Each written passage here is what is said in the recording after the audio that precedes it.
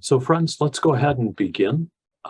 My name is Enton Eller, and most of you know me. I have the privilege of facilitating these venture courses from a technical point of view, and it's gotten somewhat easier now that we're on the Zoom platform. As many of you know, and Zoom has become so ubiquitous due to the pandemic, but there is a lot going on today, and so I'm just glad to welcome you all here.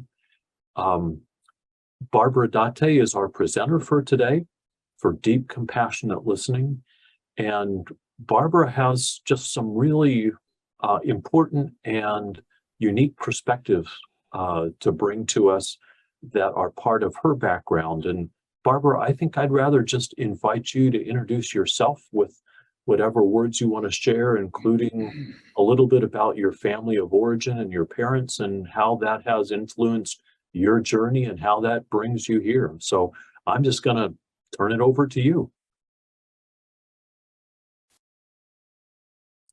And thanks, Enton. I just added this and shared this with Enton yesterday, but I feel comfortable sharing it with you. And that is, my parents, by getting married to each other, they created a diverse cultural family, and they each were additionally individually imprisoned by their own government for 2 years because of their marginalized status, each of them. My dad as a conscientious objector to violence and war, and my mother as an American citizen with Japanese ancestry. And they further raised the three of us children in 2 intercultural, interracial, residential cooperative communities.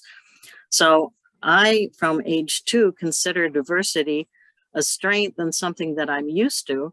And in fact, when I'm in groups where everybody is the same, it's not just boring, but I feel uncomfortable because for me, that's not the norm. And I realize that I experienced the life growing up in the special village at York Center that that I'm another marginalized person because of that. And the other thing that I want to share about my parents that had a huge influence on all 3 of us is that they believed in respect for persons and the planet every day in our lives. And I never heard either one of them raise their voices at each other or at me.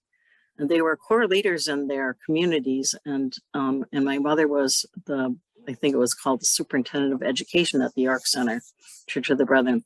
So despite the fact that they were seriously harmed, when they were in college, they were resilient and thrived. So that's why I can have a lot of hope by watching adults in my life be able to improve in their lives and to even from being vulnerable and harmed, that they can land on their feet.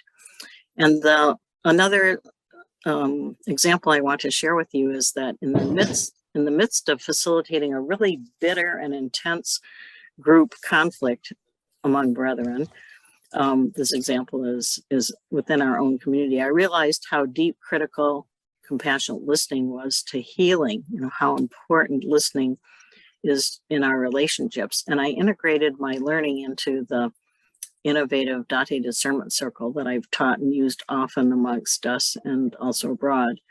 So I feel really blessed to be invited to share with all of you old peeps in my life from decades, and those of you I'm just coming to know, and to share this very specific and very special skill with each of you. So thanks for signing up, and I look forward to feedback afterwards because I'm compulsive about learning myself and integrating feedback and new ideas. So I think I'm ready to move on, and I can toss this over to you just for a minute.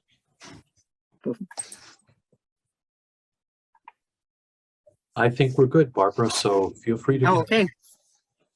So our initial purpose right now is to give you each a chance to get centered, and because we're sort of a medium-sized group, we're going to invite you first into breakout rooms to get acquainted with 2 other people just for a few minutes.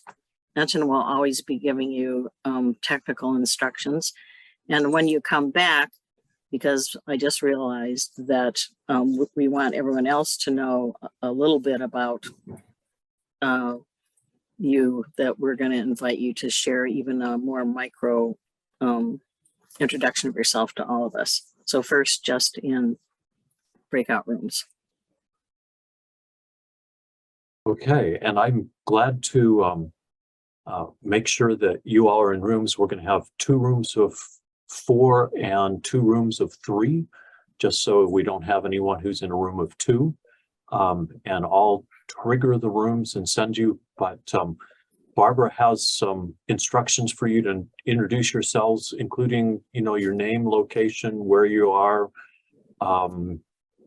maybe a little bit about where you grew up, but we'll try to share that. So any questions before we put you into breakout rooms? Just introduce yourselves. So I'm going to repeat that instruction and give you an example. So the instruction is to share your name, location, and affiliation, whatever that means to you, and your favorite piece of music or something about music that is favorite for you. So the example I'm going to use is myself. Hi, my name is Barbara Daté, Eugene, Oregon. Also, Kalapria Lihi is a land acknowledgement. I'm a member of the Springfield Church of the Brethren in the Pacific Northwest District, and I grew up at York Center, Manchester, and now am on MMB, Mission and Ministry Board. And my favorite music is classical music, especially Bach, Beethoven, and Vivaldi cello concertos gives me a lot of energy. So that's an example in your triad groups or small groups. And when you're finished, come back. Otherwise, you'll be automatically pulled back in. And Enton, they'll be given 4 minutes, including a 1-minute warning. Is that it? We're always going to give you a warning. We'll give you 4 minutes and a 30-second warning. Okay. Here you all go into breakout rooms.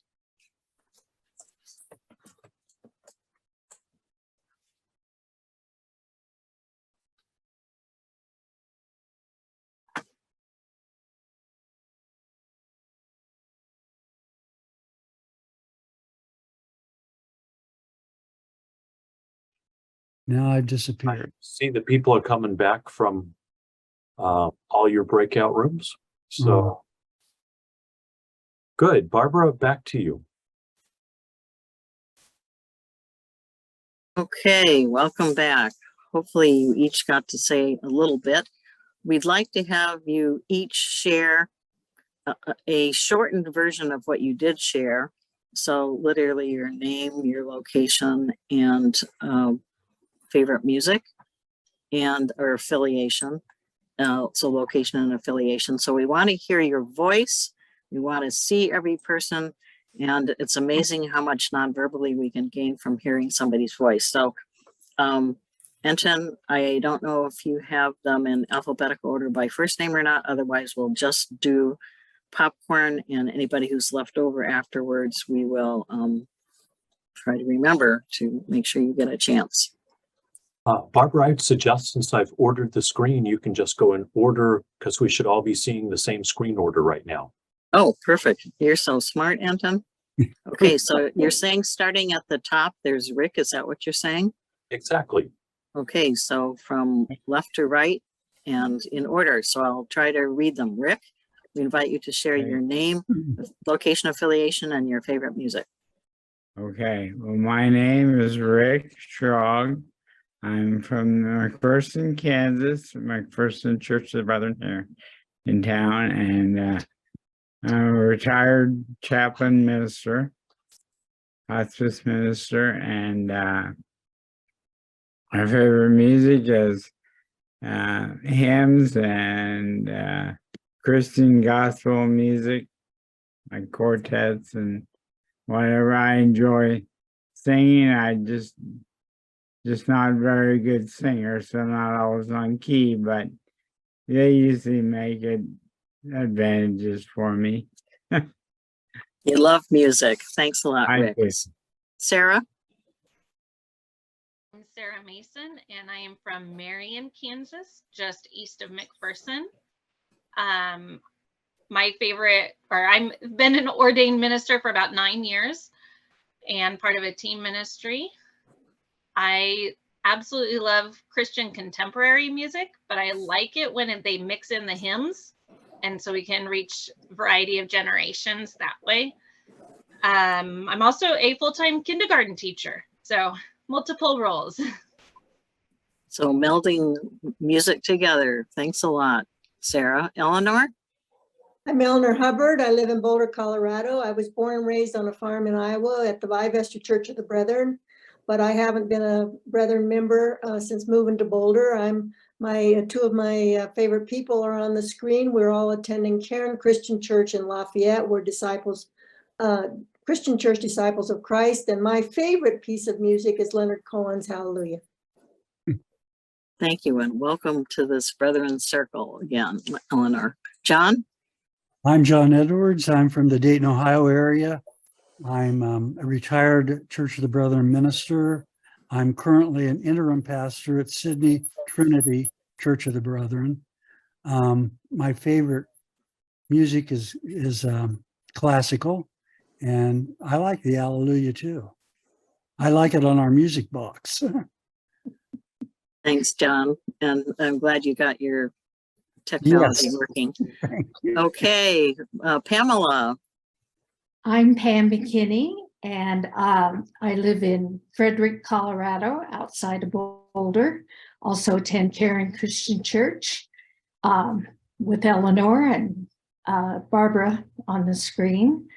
I love all kinds of music, but I love message music all the way from Peter, Paul, and Mary through Cohen's Hallelujah, of course, one of my favorites. I grew up in the Midwest in Kansas City with both sides of the family being farmers. So I spent my summers on farms. And in addition to music, I love art. I'm retired, but I'm an artist, and creating art feeds my soul. So art's very important to me. Thanks for sharing, Pam. Colleen. Colleen Michael from Wenatchee, Washington, member of the Wenatchee Brethren Baptist Church. I joined denomination with the American Baptist and Church of the Brethren. And my favorite music is Bach's Unaccompanied Suites for Cello. As a cellist, yippee. Yeah. Okay, Bruce. Bruce Rosenberger, Columbus, Ohio, related to the Columbus congregation, but also part of Living Stream in the Pacific Northwest District. Enjoy classical music, Bach, Arvo Pärt, and sure, Peter, Paul, and Mary. I love that too. Thank you, Bruce. Christina. Christina, you're still muted. Sorry, try again. I always forget to unmute myself. Name is Christina Singh. I grew up in India, and I'm a pastor of Freeport Church of the Brethren. District is Illinois, Wisconsin district. My favorite music, and I'm also a tutor. Like Sarah told us about her being teacher, I'm a tutor also. So I work 7 days a week. My favorite music is hymns. I hear nothing else other than hymns. Thank you for sharing, Christina. Kim? Hi, I'm Kim Witkowski, and I'm in York, Pennsylvania. We attend the York First Church of the Brethren in Southern Pennsylvania District. I'm a retired occupational therapist, and more recently, I've been ordained 7 years and just retired from that as a chaplain at a continuing care retirement community. And I shared with my group that I can't decide. So every button in my car represents a different kind of music. But one of my favorite pieces is Canon in D. Thank you. Eclectic choices. Okay, Daniel, we can't see you, but we see you're on. Yeah, I'm just I'll just be on audio this morning. Hi everyone, my name's Daniel. Pronouns are he, him. I live in Osoyoos, British Columbia, and I pastor at the Whitestone and Ellisford Churches of the Brethren in North Central Washington. Since there have been a couple Leonard Cohen shout outs, I'll share that some of my favorite pieces are, and I was just listening to it last night, Suzanne by Leonard Cohen, and also particularly Nina Simone's rendition of Suzanne. Those are some favorites. Thank you, Daniel. Carolyn. Oh, hi. Carolyn Schrock. I currently live in McPherson, Kansas, Western Plains District. I've lived many, many places in the world, so, and absent from the US a lot. It's hard to know what kind of music I like, but hymns, No Longer Strangers is one of my favorite hymns. Thank I'm you, sorry, Carolyn. Strangers No More. Strangers No More. Strangers No More. Barbara. Hi, I'm Barbara Hutton. I live in Frederick, Colorado, and belong to Cairn Christian Church, Disciples of Christ. And I like all kinds of music. It's hard for me to pick a favorite. Right now, I'm doing a slideshow and to celebrate Earth Day. And so I've been looking at music to accompany that, and I'm very attracted to Vivaldi's Four Seasons and the Spring Suite for this particular presentation. So I'm glad to be here. Thank you for naming Earth Day coming up this week. Alan?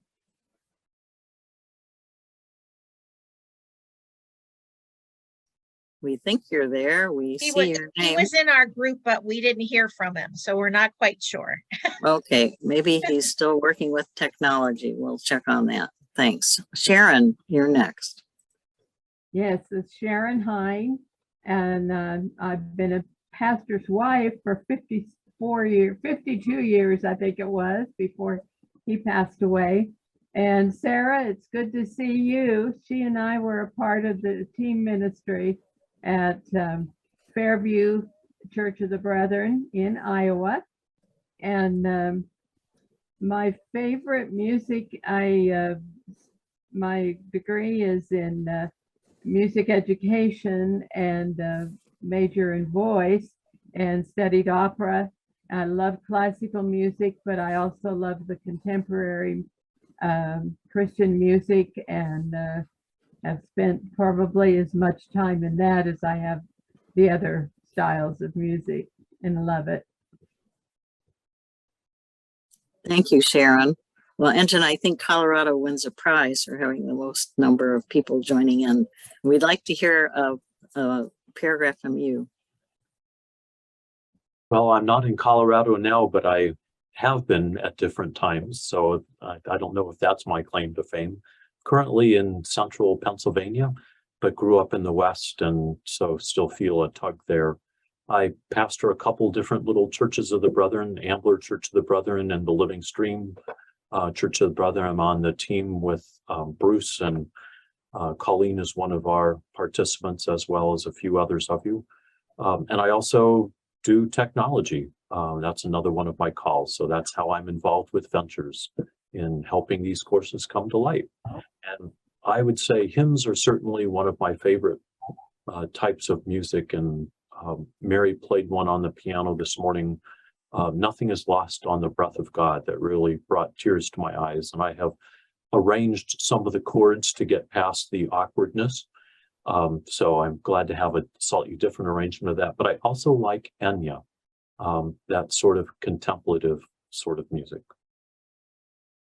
Thank you for sharing those personal highlights with us, Anton. So because we're going to be inviting you to share deeply before we're finished today, I think that it's probably useful to have spent this time sharing. So, Anton, I'm ready to launch into the core and heart, unless you have something else you want to add right at this moment. I think we're good, Barbara. Okay, great.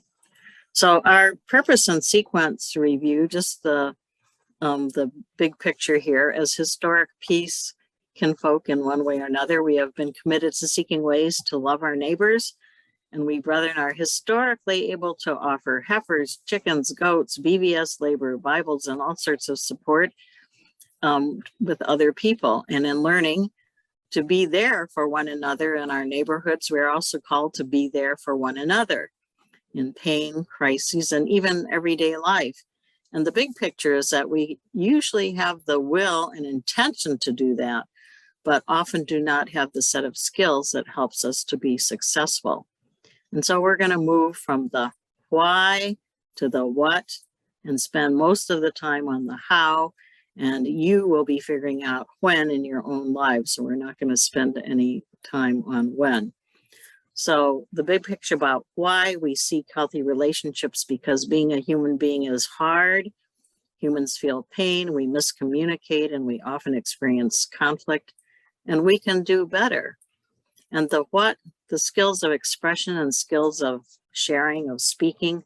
In our dominant culture, we're taught to speak or talk, we're taught to express ourselves, and we would benefit to learn and use more skills of compassion, and so that we can live with one another respectfully and with compassion and nurture.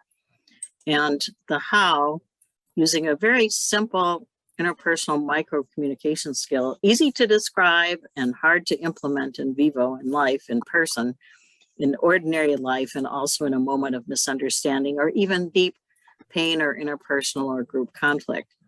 So we can each figure out when to apply this.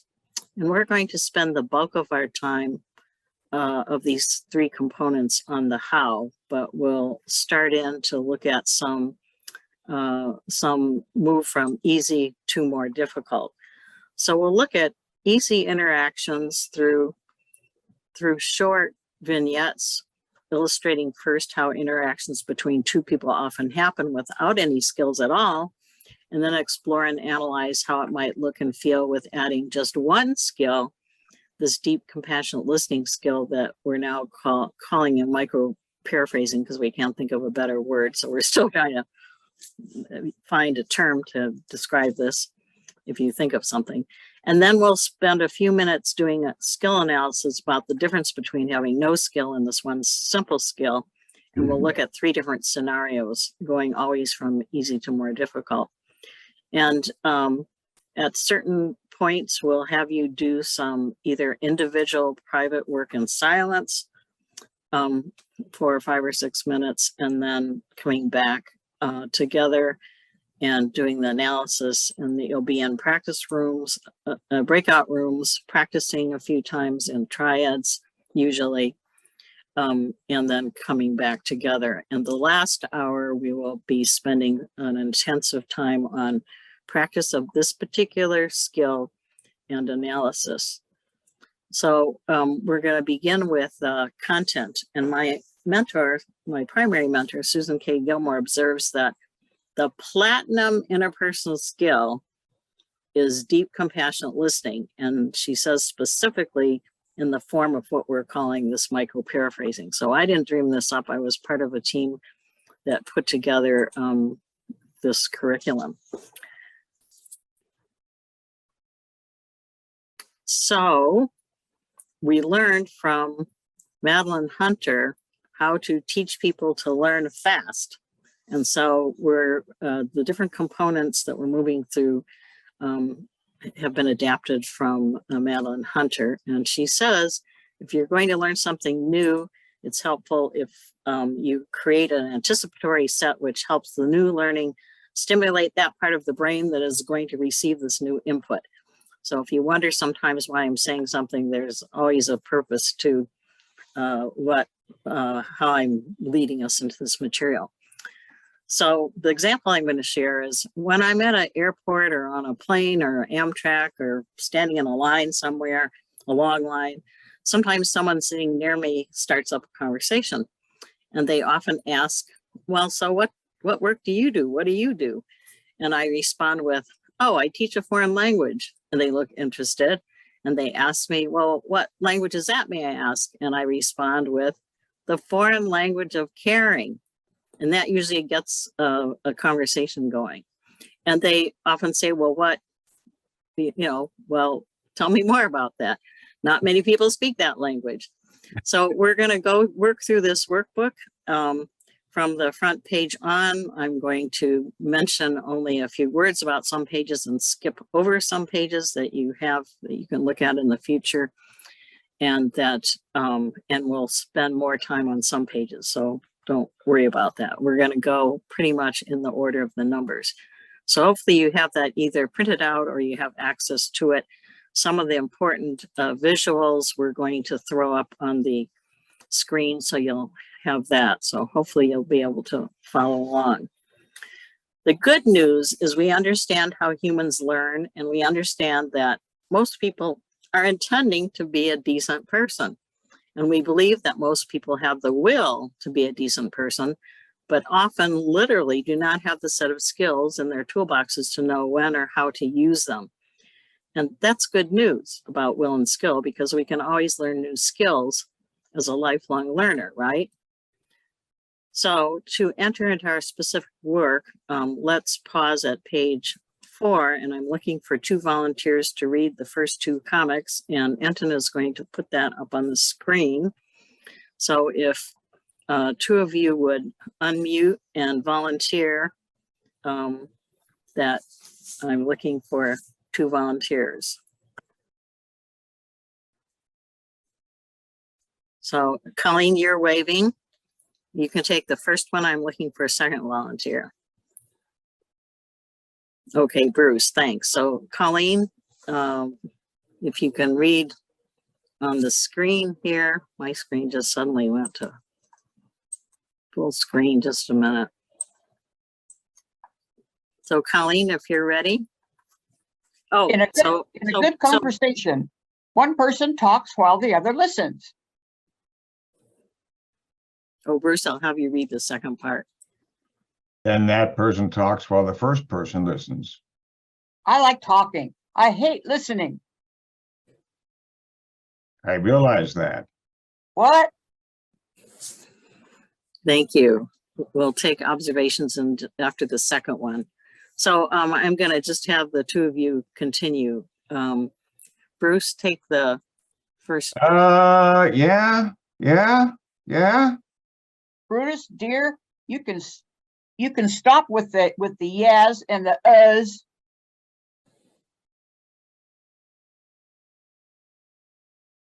Yeah. I finished talking 10 minutes ago. Okay, quick, thank you very much. So quick observations that I'm fine to hear a phrase from a couple of you. What it looks like. And Colleen and Bruce, since you read, you always have first option to say anything. I guess we've all heard those conversations sometime or other. Yeah, that actually is the bottom line. This is actually very familiar, unfortunately. So we want to understand human behavior and how we function. And so I'm just going to share a few other examples. Some of us may remember Kitty Genovese. Back in the 1960s, Kitty was returning home at the end of her long day. And as she approached her home, but had not gotten to the front door yet of this apartment complex, she was attacked and beaten, and she's screaming for help. The attacker leaves momentarily and then comes back and kills her. And what is amazing, because there was a lot of research done about the situation, this apartment complex was sort of in the shape of a courtyard. And so when she was approaching the front door, there were a lot of apartments that could look on. And in fact, 38 of the residents there were observing this happen. And this is a core research study about the unresponsive bystander literature and why these 36 observers did see what was happening, and they did nothing. Not one of them did anything.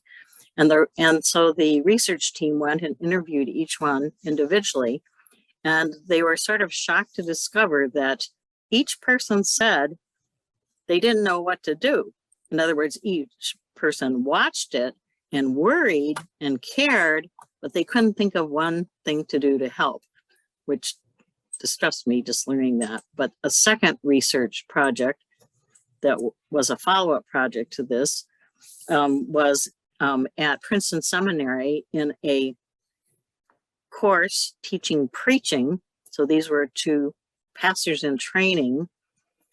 They gave the assignment to each student, seminary student, to prepare a sermon. And when they came to class the next day, they were instructed to walk across campus to this other building, to this other room, and then deliver their sermon. And the sermon topic was going to be on the Good Samaritan.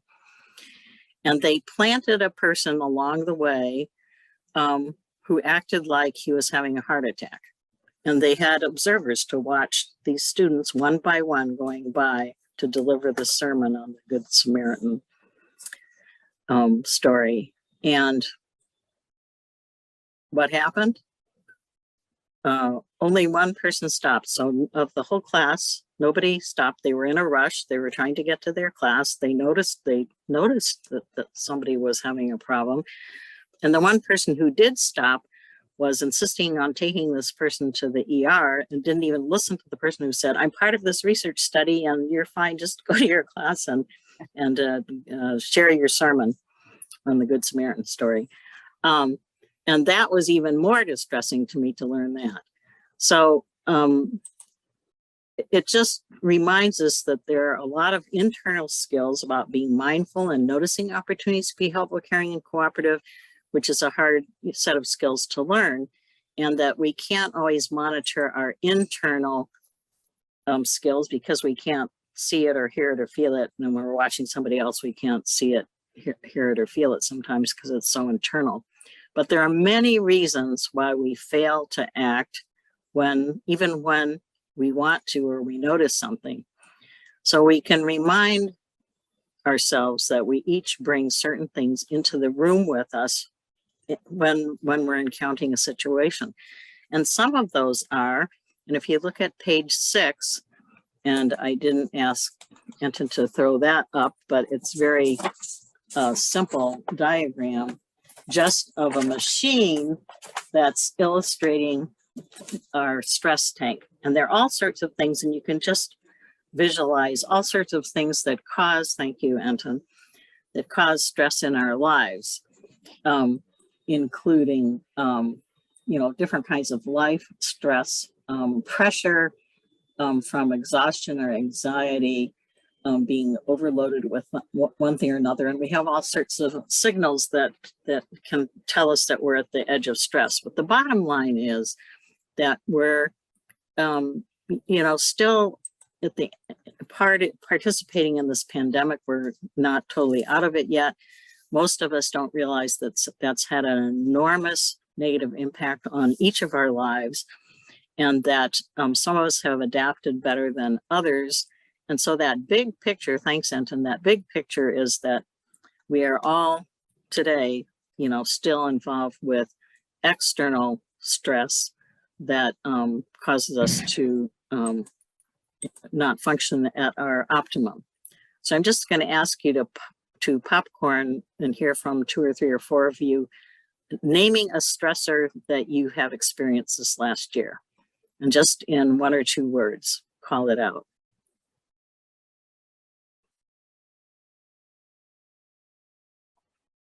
You can wave and unmute and just name any stressor that you're aware of. In COVID, we learned to stay home and do no activities away from home. And in the last year, the activities have been put back in, and we find that we are stressed out by too much going on. So that identifying that change, there's 3 changes right in a row. Yes, another one? Wave your hand, yes. Pam? Selling our home in Washington, packing up and moving to Colorado, where we also had a home full of furniture, combining ourselves and our stuff into a new life, even though it's returning to Colorado. And yes. Yes, moving, that is a major life stressor, absolutely. And I'd like to hear from one more person. Yes, Sarah? Son's new diagnosis of autism. Yes, a serious medical challenge from a family member. So thank you all for sharing. Those are really great examples of external stressors that have a challenging impact on us. Anytime I'm asking for popcorn examples, if you feel more comfortable, you can put it in the chat, and then Anton will read that. So there are a couple of other things that we wanted to name. I wanted to have you turn to page 7, which is a chart just listing personal loss items. It's an inventory of personal loss, and that I'd like to have you just glance at that, and once again, 3 or 4 of you just name one that you've experienced in life or in this last year. This is just another example of external, usually external, but sometimes internal stressors, and that there are categories of loss of possessions, developmental losses, loss of parts of oneself, loss of significant others, just as examples. So I like to just have several of you just name what it is, not to give an example.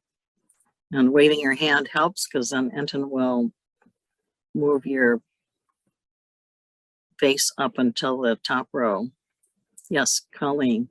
Loss of a pet. Yes, pets are important to us, and we often don't realize that. 1 or 2 others? Yes, Christina. Loss of my significant other. Yes, your partner. That is a really deep, and particularly when people have been together really long, that's even more, has a deeper impact. One more? Yes, Barbara? With the death of my mother 2 years ago, I became the older generation, the matriarch of our extended family. Yeah, that's a major life change, a shift that you didn't volunteer to do. And it often happens suddenly, but it's a very deep shift. Thanks a lot for sharing. And on the next page, 8 page, these are just pictures of different feelings. And just a reminder that we each individually have our own set of reactions to situations, but if we're talking to one or more people, or even in a group, other individuals are having their own individual reactions. So it's pretty self-evident, and I won't pause on that, but you can look at those and be amused or be reminded about how we have all sorts of feelings in life every day, all the time. And on page 9, I'm going to invite a volunteer to read Hugh Prather's statement, which goes down about 2/3 down the page. And then I'm going to read the last section, and in a few minutes, we're going to put you in a breakout room. So I'm looking for a volunteer to read Hugh's observations.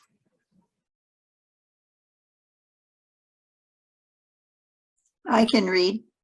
Okay, Carolyn. You shouldn't feel that way.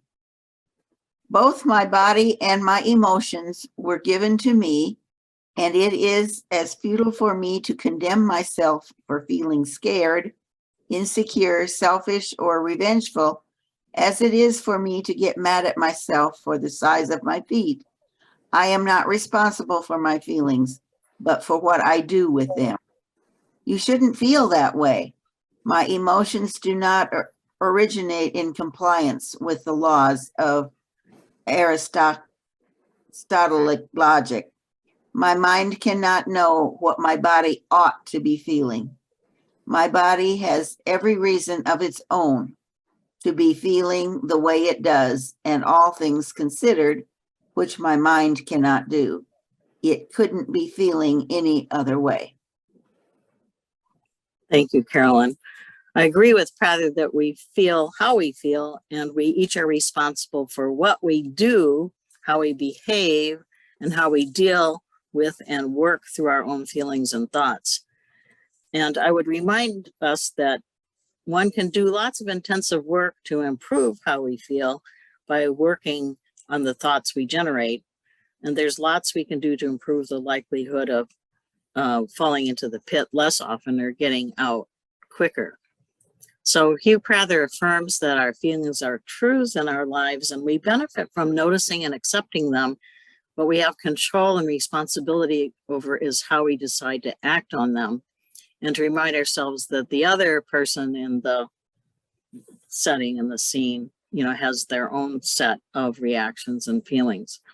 And we're going to glance at 3 images that educators and others are familiar with to illustrate these differences in a visual way. And I'll ask you to wave and unmute, because I'll ask for first responses, your initial popcorn responses for what you see first. And we'll look at one of these at a time. So Anton, you're going to put up the first one, which is on the next page. So this is a very famous image. Just want to hear from 2 or 3 of you. What do you see when you first glance at it? Yes, Christina? I see 2 things. First, a cup in the black, and the white, 2 figures, 2 faces close to each other. Yes, so you see them sort of instantaneously. And if anyone can only see one, blink your eye or look away and then look back at it. Or look at the dark part and then look at the white part to reflect the 2 images. So don't worry if you can't see both of them, but there's an example that each of us, in terms of our individual, how we're wired together, genetically or socialized, that we respond differently to this one image. They both are accurate, but they're different. Thanks, Enton. We'll look at the second one. Okay, this one is a little bit harder. So I'm looking for an emotion, and if we don't call you, just speak up. What do you see first here? Go ahead, Bruce. There's an old woman. Yeah, There's now also a see, young woman. okay, the old woman, and I don't know whether you can use your cursor, Anton, or not, but the old woman has her nose here in the middle and her mouth below. It's hard to keep focused on that. So this is the hair on her forehead, is the dark part up above. And so hopefully you can see that without pointing it out. The young woman is looking to the side. So her chin is down there where you see the arrow. Her chin is there, and she has a necklace on. And she's looking sideways over her shoulder to the right, to her right. So usually people are groaning by now because somebody can't see, see both of them. Don't worry if you can't, you can study it later. And the third one, what do you see? Rabbit. Bunny rabbit. You see a bunny rabbit. Yeah, sprawled out on the grass. Blink your eyes. Usually when I'm in a room, I can tilt it up, and so it changes the view of it. I see the duck. Yes, thank you, Anton. Yes, there's a duck there, and the University of Oregon mascot is a duck, and our radio station is Quacks, PWAX. They needed a nonviolent mascot. Thank you. Okay, so those are just easy visual reminders that we're looking at exactly the same picture but we see two totally different things. And this is one thing that is very helpful for me to remind myself when I'm working with people. Pardon? I didn't catch that. Oh, it was Carolyn. Carolyn, if you can mute yourself, that'll help. Oftentimes when I'm in a room, I'm feeling frustrated at somebody because they're not understanding what I'm seeing or they disagree. And this is just an easy reminder and a quick reminder to ourselves that sometimes people see totally two different things, and at least first, and it may take some time to actually understand the other person. The final thing that I want to share is, and I think, Anton, if you put that visual up, that would work well. Are you talking the two circles? Yes, thank you. I wanted to make sure. Coming right up. So this is just something that I quickly designed, and it may not work that well. But the circle, the lower circle that has rose gold little kind of circles around there, is an example of me being a mostly Japanese American, culturally in a marginalized group, and that the circle with the rose gold, that's how I can experience perceiving things and looking at the world and interacting with people. And that some of the core values of Japanese culture include nonverbal communication, that whole, a group, the family is more important than the individual, and harmony is the most important. So a nonverbal expression of love is an example, because in Japanese, I learned more recently that we don't have the term to love like we would have in English. But my grandmother, and also then my mother had experienced that when my grandfather was absent from a meal, my grandmother would still put out his plate and put a little bit of food on his plate in honor of his presence, even though he was absent. And my mother did a variation on that theme when she went to teach in the morning. My father was not eating breakfast with her. She would set his place and put everything out that he would, want, except for the food. She would put his place and have it all set up for him to sit down. And that was an expression of nonverbal expression of her caring for him. And you can see this other circle that has the blue and the purple different colors on it that overlaps the Japanese circle. So it's dominant culture circle that has values of bigger, faster, more, winning, competition, and individual voice. And that even those marks that of the green and the purple and the jagged edges, as they overlap the rose gold, it sort of obliterates that. And so that's just another way of my experiencing the, dominant culture, that it does sort of intrude on and dominate over some of the sensibilities or values that I have had growing up. So thank you for that, Anton. And so we're going to invite you into breakout rooms in just a minute. I do want to just say, I'm just looking at my note here, that I'm always conscious of both of these circles at the same time. And these two circles are not monitored as closely by non-POCs, even by LGBTQ folks, because they could be invisible sometimes if they choose so. But other marginalized folks also are aware of being part of this one circle of experience and reality and having the dominant culture overlay on that. So those of you who are more conscious of being part of the dominant culture might be unaware of other people's circles that aren't totally overlapping dominant culture. And I will share a note that came from my restorative justice affinity group. We're all POCs, and that someone said, hey, just think about it. Even now, actually, the global majority are persons of color.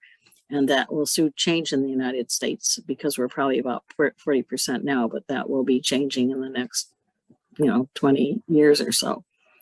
Anyway, we'd like to have you share any observations of what we've covered so far in your breakout room. And Anton, I forget what time slot we're going to give people for this. Barbara, how does 6 minutes sound? Yeah, 6 minutes sounds good, and that you'll always get a warning, a time warning of about a minute or so. So you'll be in a small group, unsure exactly how many in your small group. I've redivided small groups slightly, so it should be about the same group, except those who have 4 now have 3, and Daniel and Pam will be in a small group of just 2. And when we come back, we'll take a break in a little while. Okay, I'll post instructions about the small groups, about what to share. Again, share about a loss from the loss list, not necessarily the worst one, or about what overlapping circles you find yourselves in, and be sure to share a sentence about how you feel. Any questions before we just do a quick 6-minute small group of sharing time? Okay, then. Here you go. Everyone should be heading into your small groups for just 6 minutes. Here you go.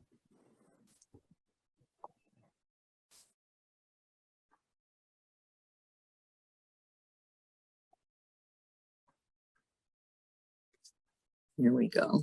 There we go. Here everybody comes. One more. There we go. Okay, we're all back. Thank you for cooperating with that. We'll invite 2 or 3 of you, if there's anyone who wants to just share one short sentence about anything as a bit of a debrief from that. If you feel compelled or wish to share something, we'll provide space for that. Eleanor?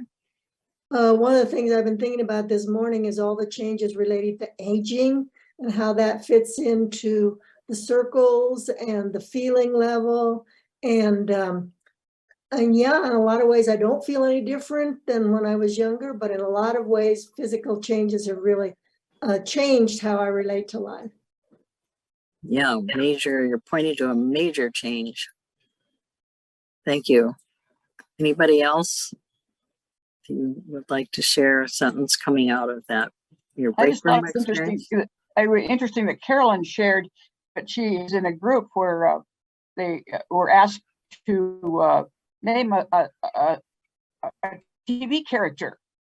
And she said that the leader was assuming that in the American culture, TV is very important. And there were at least 2 people in her group that TV wasn't important and could not name a TV character. And I got to relating it to our experience here. And I think by printing out, I'm lucky and I have a printer that works and connects, but those who could not print it out may be at a disadvantage. Yeah, those are excellent examples of reminding of different circles of experience and different perspectives. Thanks for naming that. That's a great example. So before sending you into the breakout room, I was gonna have us read out loud the bottom of page 10 for those who want to do that. I'm going to read it out loud and you're all muted, so, or should be muted. So I'm gonna read it, but I suggest if you have it visually, then feel free to speak it out loud to yourself. And that is, I know you believe you understand what you think I said, but I am not sure you realize that what you heard is not what I meant. Many times in life, I wish I had remembered that because sometimes I feel frustrated and I probably don't need to feel frustrated. There's a story on page 11 that I think is such a great story. It takes a while to read, and I'm going to read the entire thing, and then we're going to shift gears to move more closely towards time of practicing, spending the rest of the time practicing different ways of practicing this very specific skill. So we don't really know who this story came from. We have two different sources. And so if you ever find out who this actually is from, we're eager to find out. The BC story. My friend is a rather old-fashioned person, a woman who is always quite delicate and elegant, especially in her language. She and her husband were planning a week's vacation in Florida, so she wrote to a particular campground and asked for a reservation. She wanted to make sure the campground was fully equipped, but she didn't quite know how to ask about the toilet facilities. She just couldn't bring herself to write the word toilet in a letter. After much deliberation, she finally came up with the old-fashioned term bathroom commode. But once she wrote that down, she still thought she was being a little too forward. So she started all over again, rewrote the entire letter, and referred to the bathroom commode merely as the BC. Does the campground have its own BC? Is what she actually wrote. Well, the campground owner wasn't old-fashioned at all, and when he got the letter, he just couldn't figure out what the woman was talking about. That BC business really stumped him. After worrying about it for a while, he showed the letter to several campers, but they couldn't figure out what the woman meant either. So the campground owner finally came to the conclusion that the woman must have been asking about the location of the local Baptist church. And he sat down and wrote the following reply. Dear Madam, I regret very much the delay in answering your letter, but I now take the pleasure of informing you that a BC is located 9 miles north of the campground and is capable of seating 250 people at one time. I admit it is quite a distance away if you are in the habit of going regularly, but you will be pleased to know that a great number of people take their lunches along and make a day of it. They usually arrive early and stay late. The last time my wife and I went was 6 years ago, and it was so crowded we had to stand up the whole time we were there. It may interest you to know that right now there's a supper plan to raise money to install more seats. They're going to hold it in the basement of the BC. I would like to say it pains me very much not to be able to go more regularly, but it is surely no lack of desire on my part. As we grow older, it seems to be more of an effort, particularly in the cold weather. If you do decide to come to our campground, perhaps I could go with you the first time, sit with you, and introduce you to all the other folks. Remember, this is a friendly community. And I just always appreciate what a brilliant example of contrast that you think you're talking about the same thing and it's two totally, entirely different things. So thanks for bearing with me to share that with you. So we're moving on to page 12, which is very simplistic and simple in its statement, but it is profound, and I try to remind myself of this all the time. And so regardless of some human differences, we human beings do have some common experiences, and pain is one of those. So I'm going to read it through and then invite us to read it out loud so you have some of it in your muscle memory. And this gem I learned from Sister Teresa Winnipeg through one of my Algonquin students, Virginia Miracle. And that is, pain we humans experience can come from not being seen, not being heard, not being trusted, not being recognized, or not feeling safe and secure.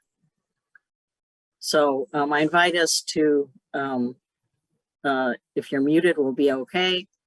Pain we humans experience, I'd like to have us start at the top and just say it out loud. We won't be hearing you, but you'll be hearing my voice. Pain we humans experience, not seen, not heard, not trusted, not recognized, and not feeling safe and secure. I really have valued how this is worded, and it seems to cover a lot of different types of pain, and a pain that I didn't always recognize. I'm going to summarize some of the next page, page 13, for people who are following in the workbook, which you don't need to be. And I just want to say that all humans have some things in common, and pain is one of them. And we have plenty of evidence that we aren't always there for one another. And as brethren, we're called to be a good neighbor, a compassionate neighbor to our neighbors and to one another. And given this given, what are our best options? In some cultures, most indigenous cultures teach their toddlers and children and youth to listen first, even to sit and listen for 3 days in a row when they have a community gathering. But being here in the dominant culture in the United States, we are taught to open our mouths and share what we are thinking, what we're trying to convince others to think and agree with us or take some action. And in school, we're even taught to give speeches, even as elementary school class, we're taught to give speeches, prepare for debates, to convince others over to our way of thinking, to our side. And then when we open our mouths, which is what we're taught from when we're really young, we often get into relationship trouble, and not good trouble either.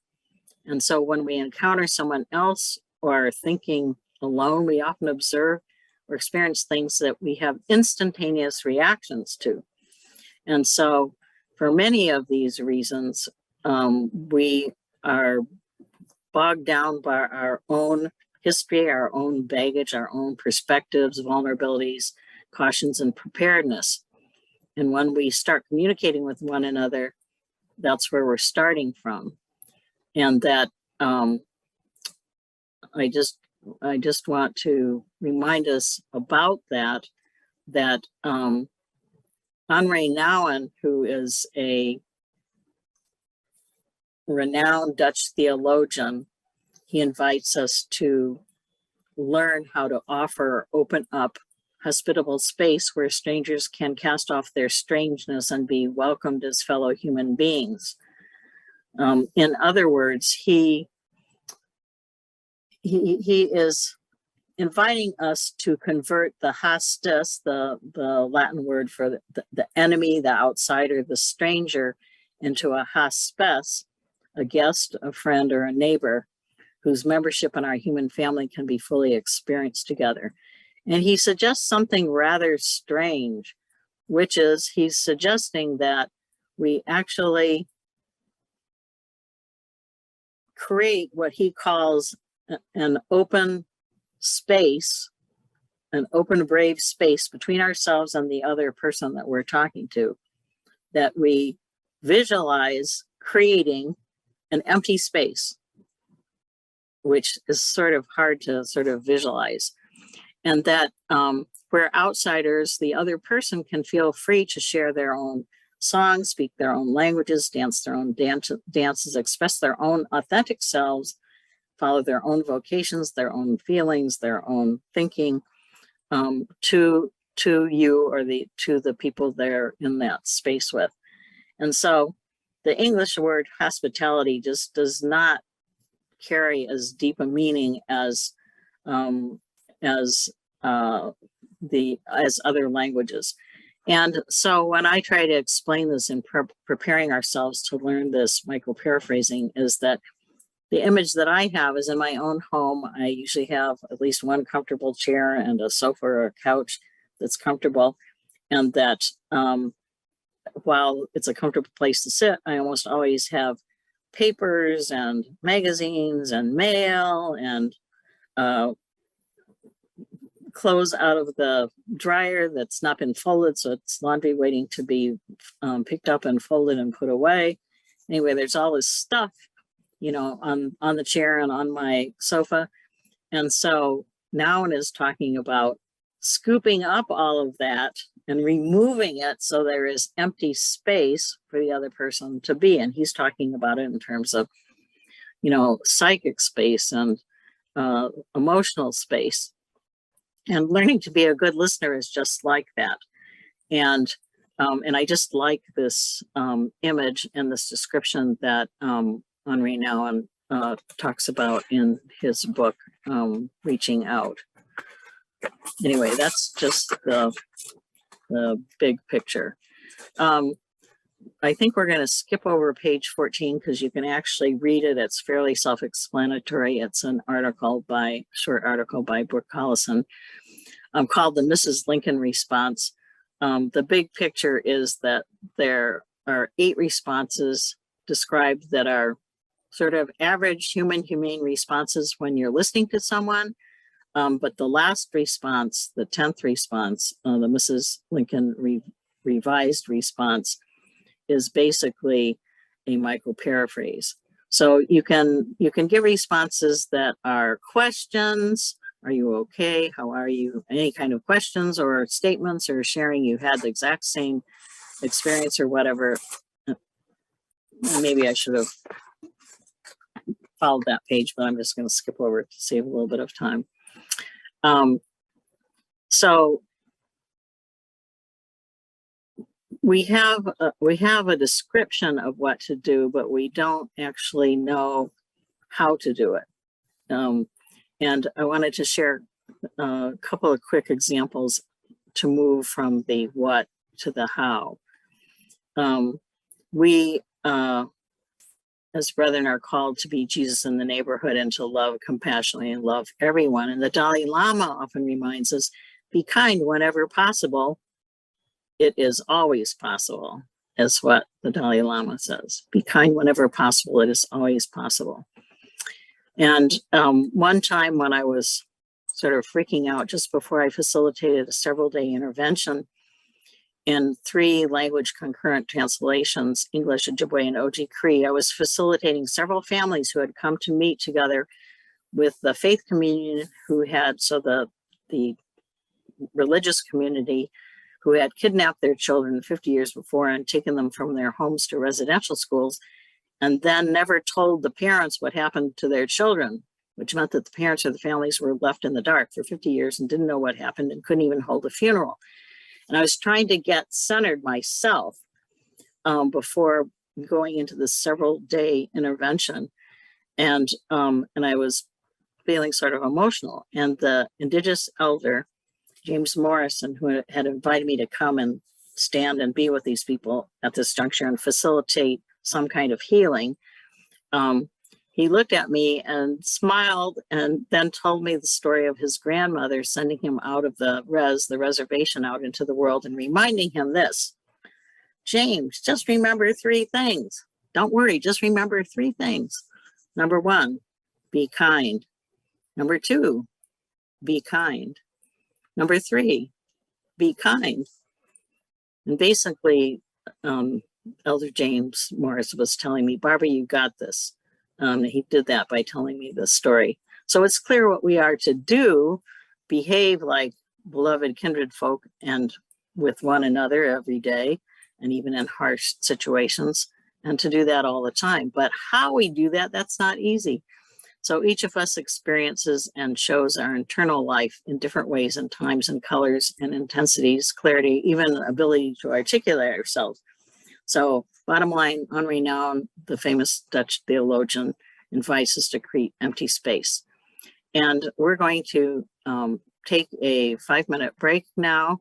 And when we come back, we're going to launch into the how after a bridge.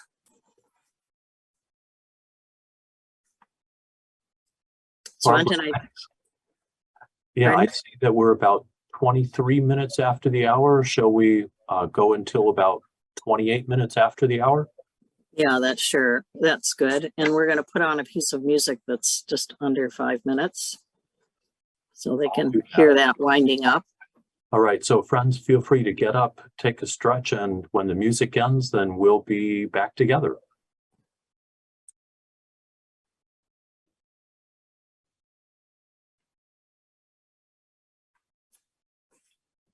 Thanks for sharing that music. It's one of my favorite pieces. And we're not all back, so I'm going to say something that people can be listening to as they return. And Enton, in case you're worried, I lost my place in my lesson plan. And so I was just improvising there for a while. So if I dropped out a bunch of things, don't worry. I'm going to be going on to page 15 in a minute. So we realize that some of you haven't come back to your screen yet, but you probably can hear me. I'm just going to share that in families like mine and probably yours, I was raised to not cause any distress. And my mother would even say to me, well, go to your room, and when you're feeling better, you can come back and join us. So she must have, sensed that I had some strong emotion or something. So I wasn't invited to actually share deep emotions, when I was growing up. And all sorts of other phrases like that. And so, and in a family that, thought that war and violence was wrong and things like that, that anything that was sort of intense, we were discouraged from sharing that. So as an adult, I had to teach myself how to notice when I was restraining myself and not expressing myself. And so I sort of come about it late in life, but I think a lot of brethren in general and Anabaptists, we were encouraged to not share really intensively. And so what I want to share next is something that created a breakthrough for me in understanding what can happen in a moment in time that seems like it's fragile or threatening, but really could be very rich, like the Greek word kairos, that means like a pregnant moment, a moment in time when something could happen. And that in English and in Western languages, English, the word conflict or crisis, I'm going to invite several of you to just raise your hand and unmute and popcorn style, just share what image or feeling comes up when you hear the word conflict or crisis. What's your first response? A feeling or an image? Yes, Sarah? Opportunity. Oh, that's something that comes to your mind is opportunity. That's not what I was looking for, but hold on to it. So what, yes, John? Pain. Pain. For me, okay, yes. A couple more. Crisis or conflict? More recently, crisis has led to conflict. Oh, crisis can lead to conflict. Yeah.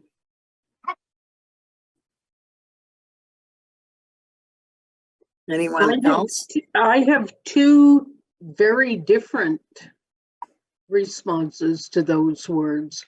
Yes, Barbara? Crisis, I'm really good in a crisis. Oh, so you're aware of your own strength.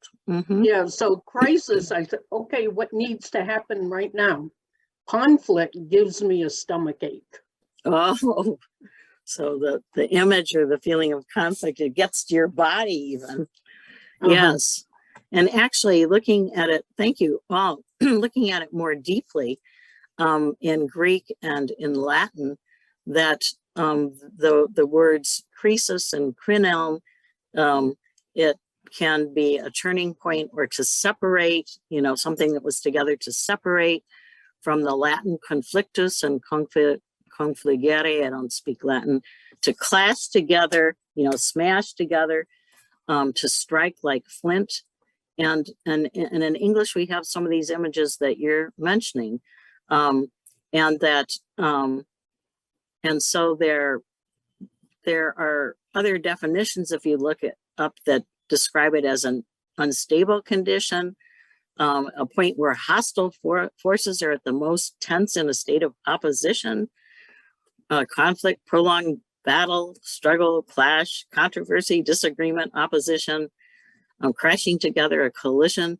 Anyway, so Western images, language and images, you know, create a certain kind of tense, you know, kind of picture. And I've forgotten who was the first person who shared, had mentioned the word opportunity. So I would like you to look at, and Anton's going to bring it up for us, the Chinese characters. So looking at some Eastern definitions here, on the right-hand side at the top that looks like an H, and Anton's showing that, that is the top of the right-hand side character, which is way, pronounced way, and it is a person at the edge of the precipice, and you can see it drops down there and how dangerous that is. The concept of way means danger, peril, and danger, critically ill, dying, precipitous, and so it's sort of like the Greek and the English and the Latin. However, if we look at the left character, which is G, this means critical point, pivot, chance, critical time. And so that's a different feeling, instability, change, movement kind of thing. And that the roots of this Chinese, these two characters that are side by side, have a much more helpful and healthy undergirding of a meaning. However, and most presenters translate this incorrectly, even these images incorrectly. They say it means opportunity. It actually doesn't. These two characters side by side has a different meaning, and it means in this moment, in time, it is unstable and it must turn one way or the other. So that something is going to happen, and it's an opportunity for breakdown to occur, even unto dire critical illness or even unto death. And at this very same moment in time is the opportunity for a transformation and a breakthrough into health and wholeness. And I really value this Asian Chinese interpretation because it helps me as someone who grew up being trained to be resistant to that kind of vulnerability and to be fearful and to get the stomach ache, you know, as Barbara shared, that yes, to remind myself that there might be the opportunity for a transformation and a breakthrough. And what can we do to help right at that moment for this transformation and breakthrough? And you can look at the definitions that I provided in the workbook. So we're going to look at this skill and spend the rest of the time practicing it. Doctors Gilmore and Fraley emphasized to us that in the whole world, there is one listening skill. And if we would all learn this one listening skill, our relationships and our world would be healthier and better. And that comes from understanding what in English the term to listen is.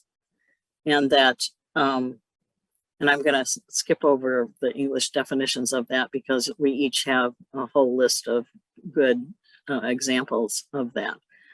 And now it invites us to create empty space. And how might we do that? How might we provide listening and be active and offer the ministry of presence to others, to listen to them deeply with skill and give them the gift of compassion to another person? How do we do that? And Anton, I think that we can share the Chinese characters up on the screen. And Zena Zumeda knows that I love these expanded versions beyond English. And so she sent this to me. And that the Chinese characters which make up the verb to listen in English tells us something significant about the skill. And look at that. In the Chinese, there are these pieces: ear, you, eyes, undivided attention, and heart. And how deep and broad and and guiding in terms of what we want to consider and what we want to offer to someone in the Chinese concept for to listen and to offer support. And I just want to mention also about verbal and nonverbal. You've probably heard the statistic from some social scientists about this, and some researchers think that about 50% of the time people are sensitive to or reading nonverbal behavior. And there are other cultures who believe that we communicate up to 93 or even 97% nonverbally. And I'm not one who thinks that we're up at 97%, but I do think that it's higher. However, our US dominant culture tends to believe that it's less than, 97%. And my sort of adopted culture, the Native Hawaiian, is another culture that they rely a lot on nonverbals to take their cues and input. So as an Ojibwe elder, a linguist had shared with us that cultural and genetic patterns do not wash out for about 7 generations. If you think back in your own family tree, 7 generations back, you still can see what is actually in you still genetically and culturally taught to you. So at least we come by our patterns, honestly, but it means that they are in there have been in there a really long time. And we have choices to make. So those of you who have the workbook, I'm looking at page 16, I'm going to walk down that. So the platinum skill of deep compassionate listening, this micro-paraphrasing, we describe it as the purpose of it to convey understanding and caring support to the person who's speaking. The definition, by restating in your own words using synonyms what you understand the person speaking has said so far. And the process is focusing your own words and state the gist or heart of the content or the content of what you understood so far. That's the purpose, the definition, and the process. And that there are 3 different criteria that make up the description that we're going to use for what makes a really excellent micro-paraphrase. And that's boxed in.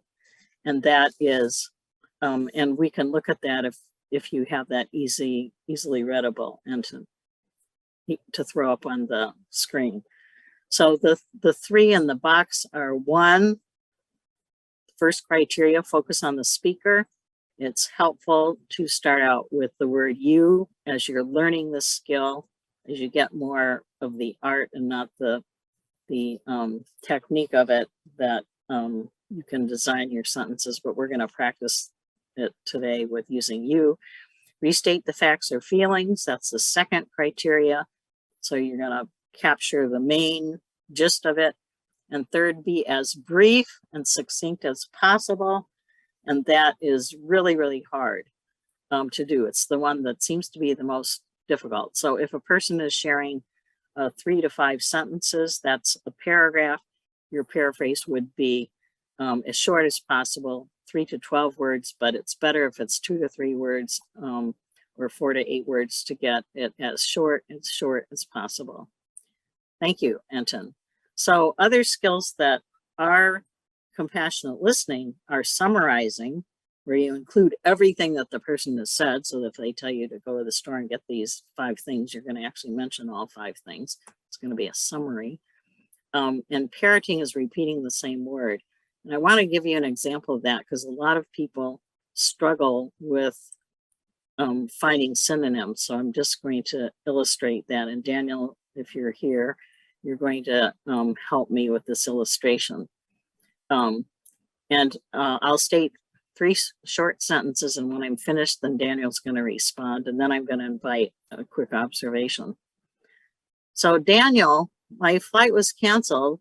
I had to overnight in a hotel, and so it looked like I'd arrived late to my conference. This is Ware's Cave. I woke up in the middle of the night and called Amtrak and asked them if there was a train through their town, and they said, yes, and it's 3 hours late, so jump in a taxi and go catch it. And I learned later that this airline was famous for canceling flights, and I was so annoyed, but grateful for the Amtrak rescue. You felt annoyed. Yeah, yes, I did feel annoyed. So I'm gonna stop that sharing and just say that Daniel's response, you felt annoyed, was meeting these 3 criteria. All 3 criteria. It focused on the speaker, it captured feelings, and it was only 3 words, so it was excellent. However, it used the exact same feeling word, and so that causes a challenge to the person sharing, because what I might have said as a response to Daniel was, well, but yes, that's exactly what I said, and I might have felt really frustrated because I would have thought maybe he wasn't really paying close enough attention. So on the next pages, there are page 17, 18, and 19. I'm just going to point it out to us.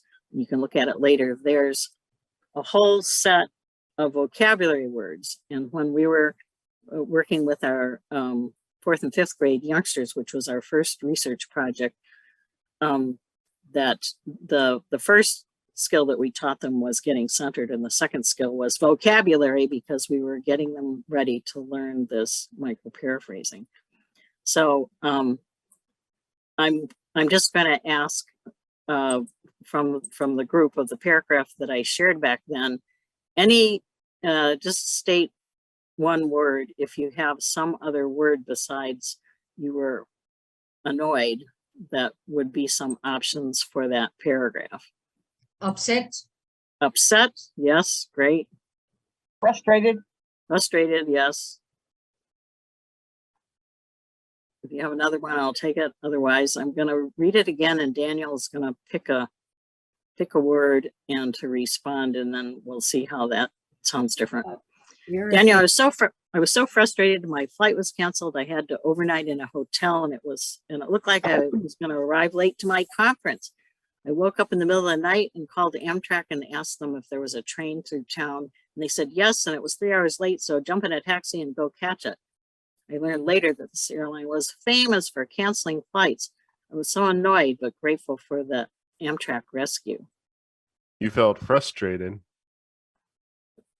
Okay, yes, that's true, Daniel. And that was the first thing that I said. I felt so frustrated. So you felt irritated. Yeah, right, good. Or irritated or irked or miffed or something like that. Those are the 2 examples I thought in my own mind if I were going to try and grab one, irked or miffed. And it is because if you use the exact same word, it's going to have a different impact on the person who's sharing. And that's just an example of why to really push hard to increase your vocabulary so that you have more than, frustrated is a good word to use often because it covers a lot of different feeling examples. But anyway, I think you'll get my point from this example. So we're going to look at and practice. So beyond the paraphrasing, the vocabulary words, we're going to look at 3 different, 3 different vignettes, and I'm looking for 6 different volunteers, so 2, 2, and 2. And we're going to read an easy, short vignette, a before and after scene, and then do some observations and analysis of the examples, and then go to the second one as preparation before we actually have you do some written practice and to try it out speaking. So I'm looking for 6 volunteers, and somehow or other I want to keep track of it, so maybe I'll volunteer. See, I didn't. Sharon and Christina and Eleanor. Sharon. I'm trying to put this in the. I'm typing so fast I'm making a mistake. Christina. Okay, and who else? Eleanor. Eleanor, and we got them now be easier. If we get one more person, then we'll do the last two later. The second person who, okay, Barbara. Okay, I probably spelled Eleanor's name wrong. I did.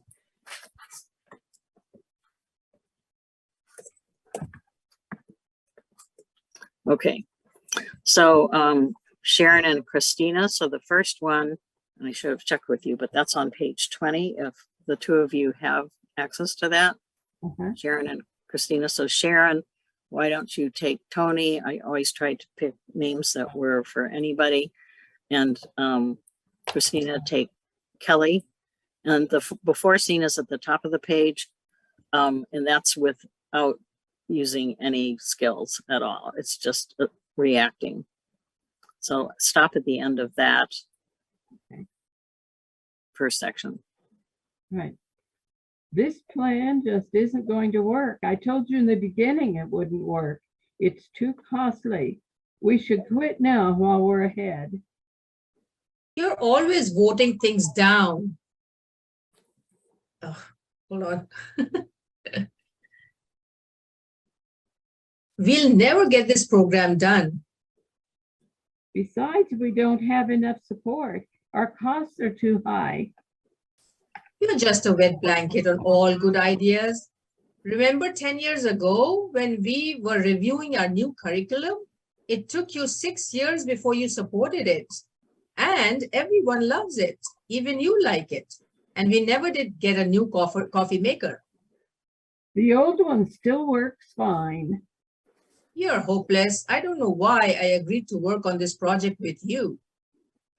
Okay, thank you. So that's without using any skills at all, just being in the scene, and it's a very common kind of scenario. So the after scene is when Tony is going to say the exact same opening statement, and Kelly will have taken some training in this deep compassionate listening, the micro-paraphrasing. And you'll see 3 examples in a row. And at the end of that, we'll look at we'll observe the difference between the before and the after scene. So Tony, if you can deliver that first one pretty much the same way as you started out before. Okay. This plan just isn't going to work. I told you at the beginning it wouldn't work. It's too costly. We should quit now while we're ahead.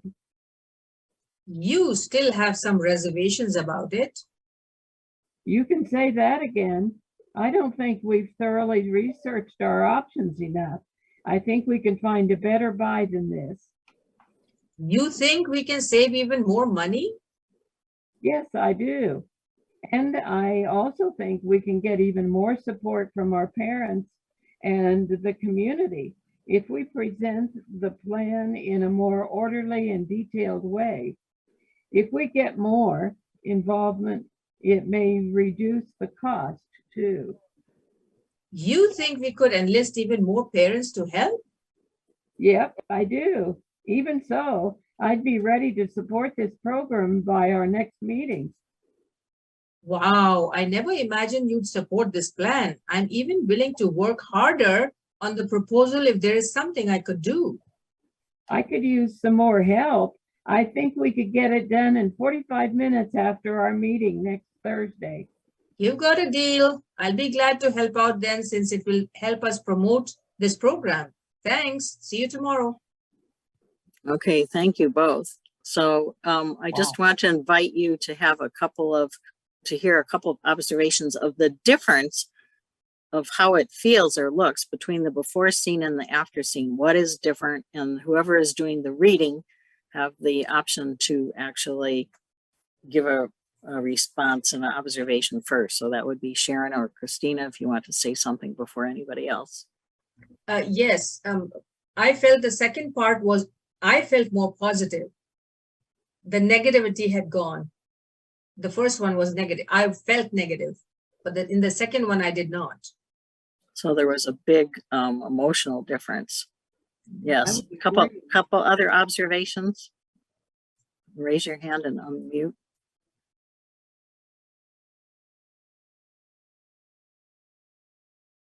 Yes, Barbara?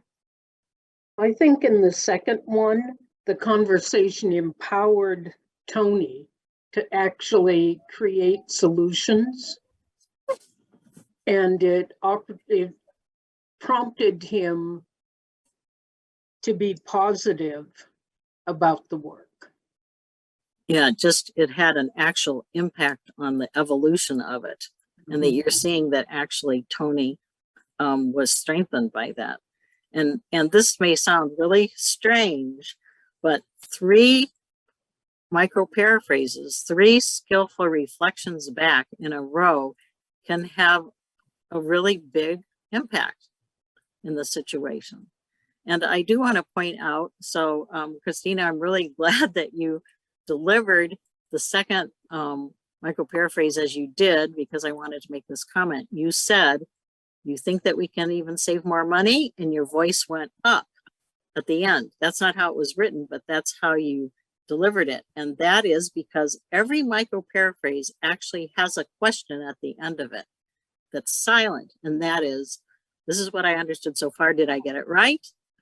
And actually, when I was first teaching this in Canada to a large conflict and communication class, every time they did this, the sentence went up at the end, and I just stopped everything. And I said, I'm observing that when you're even just reading these vignettes, it goes up at the end, and everybody started laughing, and I didn't know what they were laughing about. And then finally someone said, this was like, the first week of class, they said, this is Canada, Barbara, and that you told us to make it as short as possible and to read things sort of straight. And they said, so we're cutting out the A at the end. I think we can save even more money, eh? And so I sort of understood that. But actually, as we're talking to other people, we would tend to actually have our voice go up because we're wanting to know, did we get it right? So don't worry if your voice does go up when that happens, but I just want to point that out. I thought I was doing wrong. When my voice went up, I thought, oh gosh, there's no question mark here. Why did I read it that way? I thought I was doing it wrong. But yeah, no, it's actually that in your heart and in your mind, you were double checking to see whether or not you had gotten it right. And so I just want to point that out. It's not a mistake. But that it's better if you end it, with your voice down, because, and I am not going to go into it now, but I remind myself to stop asking any questions at any time, if at all possible. And that's a whole other lesson about stopping to ask any questions, because it's too threatening and can usually cause problems unless it's an emergency. So let's look at the second example, the second vignette. And I have Eleanor and Barbara volunteering. In this case, it's a carpenter and supervisor. And this is a setting where both are volunteers. It's sort of like Habitat for Humanity or some disaster work where they're just all volunteers there. So even though one is, a carpenter and the other person's a supervisor, they don't have any paid money and they don't have any rank over one another, but this is how it sounds. So Eleanor and Barbara. Eleanor, let's have you read the carpenter part and Barbara read the supervisor part, and that is to the bottom of the page. Barbara, I've just had enough with your know-it-all attitude. When you came over yesterday and started correcting my work on building this house, I just want to throw all my tools in your face and walk off the job. Whoever put you in charge and gave you instant wisdom about construction? I know what I'm doing. Sorry, Barbara, you're still muted.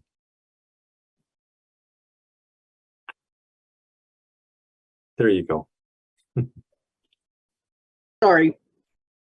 Eleanor, you don't look like you know what you're doing. You were putting the nails in the wrong place. All I did was give you a little advice. As for who put me in charge, the project manager did, and you're just going to have to take some direction in this work. Advice? You took the hammer away from me and said, you're doing this wrong. You have to do it this way. You've been on a power trip ever since you got here. I know what I'm doing, and I'm not going to take advice from you when it's wrong. You don't even be able to take any advice at all. I'm just trying to make sure this job gets done right. Done your way. You never take anyone else's ideas or think there might be a better way to do things. If you've got an idea, why don't you just say so? You expect me to read your mind? Nobody has suggested different ways to go about this project, so I've had to go ahead and plan it myself. You don't give anybody room to suggest ideas. You just barge in and say, this is the way we're going to do it. I've just about had enough. I can't believe you haven't brought up any of this before when you felt this way. You've waited this long and now expect big changes in me and the project. Why didn't you show any guts before? You just don't understand how anyone else's feelings. This is tearing me apart and you don't even care. I don't want to talk to you anymore. But this discussion isn't over. Okay, thanks. And this was delivered heated, like what happens sometimes in our Barbara and I have a history. We know how to talk to each other. Well, thanks for reading it verbatim and delivering it that way, because that will give us a lot of good grist for the mill for the next set. So, so we're going to imagine in this case that the supervisor took a workshop on this micro-paraphrasing and see how that looks and feels and sounds different. And we'll do the analysis at the end of it. So that's on the next 2 pages. It's going to start out the same way. I've just had enough with your know-it-all attitude, Barb. When you came over yesterday and started correcting my work on building this house, I just wanted to throw all my tools in your face and walk off the job. Whoever put you in charge and gave you instant wisdom about construction? I know what I'm doing. You were really angry because I tried to give you advice. Yes, advice. You took the hammer away from me and said, you're doing us all wrong. You have to put the nails in this way. You just love to throw your weight around. I'm a very experienced carpenter and I'm not going to take advice from you when it's wrong. You probably think I'm on a power trip. Yeah, power trip is right. You're trying to show yourself as the expert. So you tear down my work in front of everyone else and make me feel like a real idiot. You were embarrassed when I seemed to just want to impress people. Yeah, I did feel pretty humiliated. You never asked why I was doing it that way. I thought it would reinforce the friend. You never ask anyone for their opinions about the project. You think I ignore other people's ideas. Well, I'm not sure you'd ignore them. You just don't give anybody a chance to give any new ideas. I guess what I'm asking for is some way for us to get together and share ideas, maybe over a beer. One more line there. I threw in that. Sorry, Barb. Oh, I'm sorry. That's mine. And I wanted to tell you how upset I was yesterday. I'm glad you felt able to do that. I'm sorry I came across so forcefully yesterday. I guess sometimes I forget that I can overpower people. It really would be helpful to set up some time for everyone to share ideas in the project. I'd really like it if you felt comfortable setting up the meeting and the agenda. Yeah, I can do that. I'll check with everyone else and get back to you. Thank you. So just 2 or 3 observations about the difference that you see in terms of the feelings or the picture that you get comparing the before scene to the after scene. Well, it took me a while to calm down because even though she was saying all the right words, I was still upset. So you saw a direction, but it took a while. Okay, I'd like to hear a couple more observations between the before scene and the after scene. Raise your hand and unmute yourself.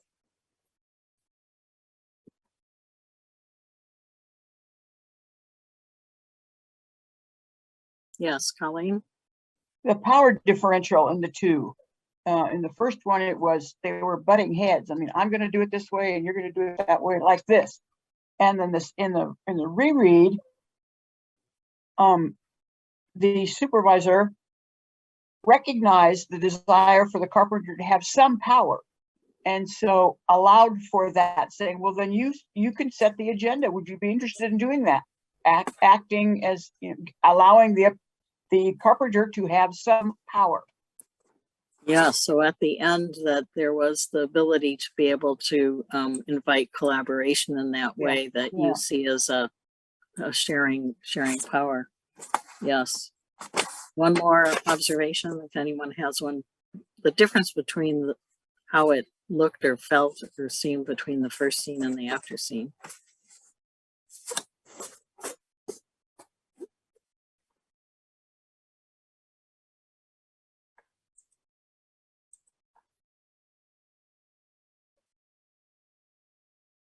Supervisor wasn't defensive. I mean, that's how it came across earlier.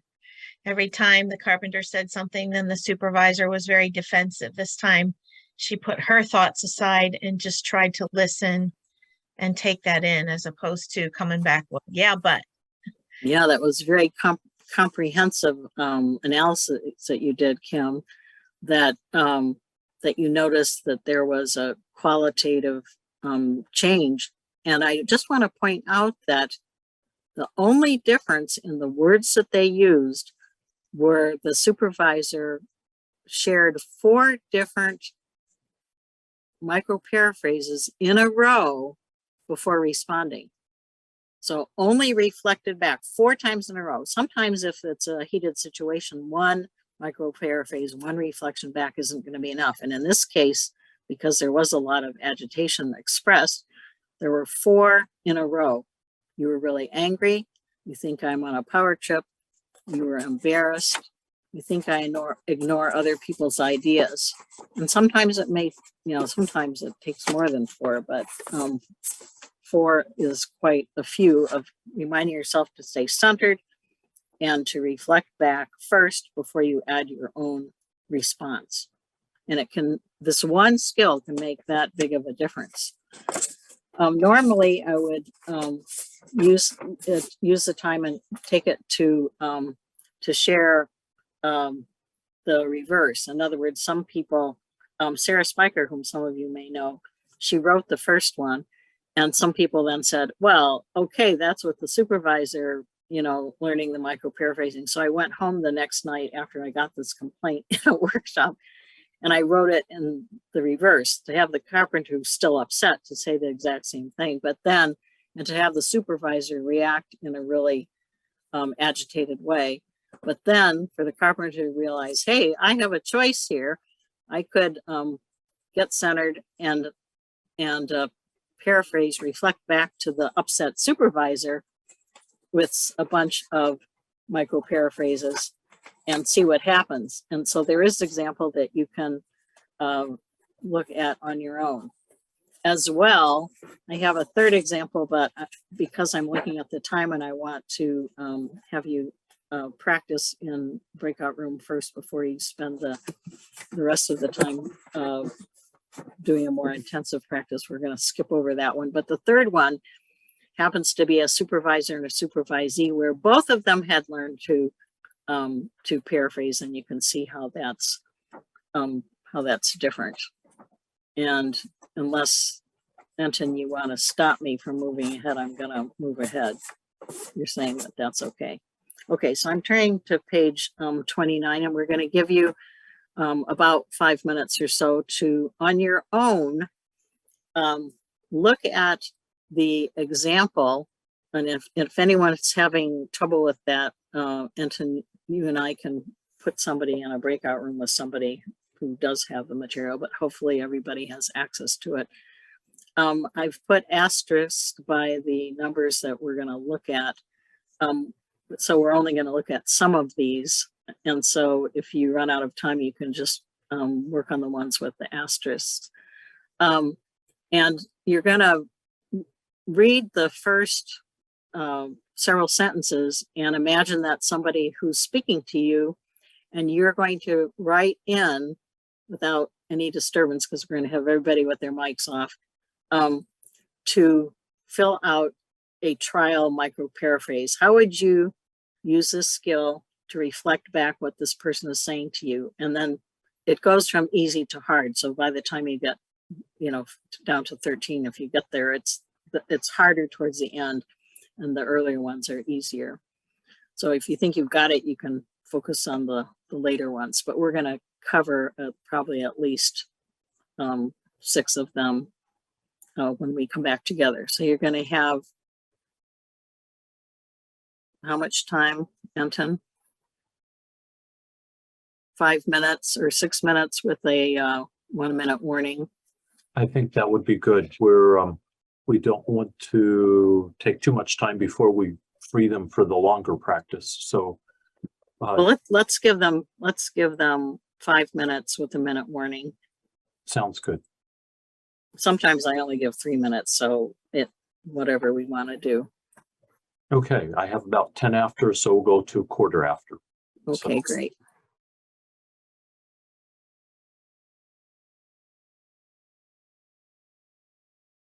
it's time.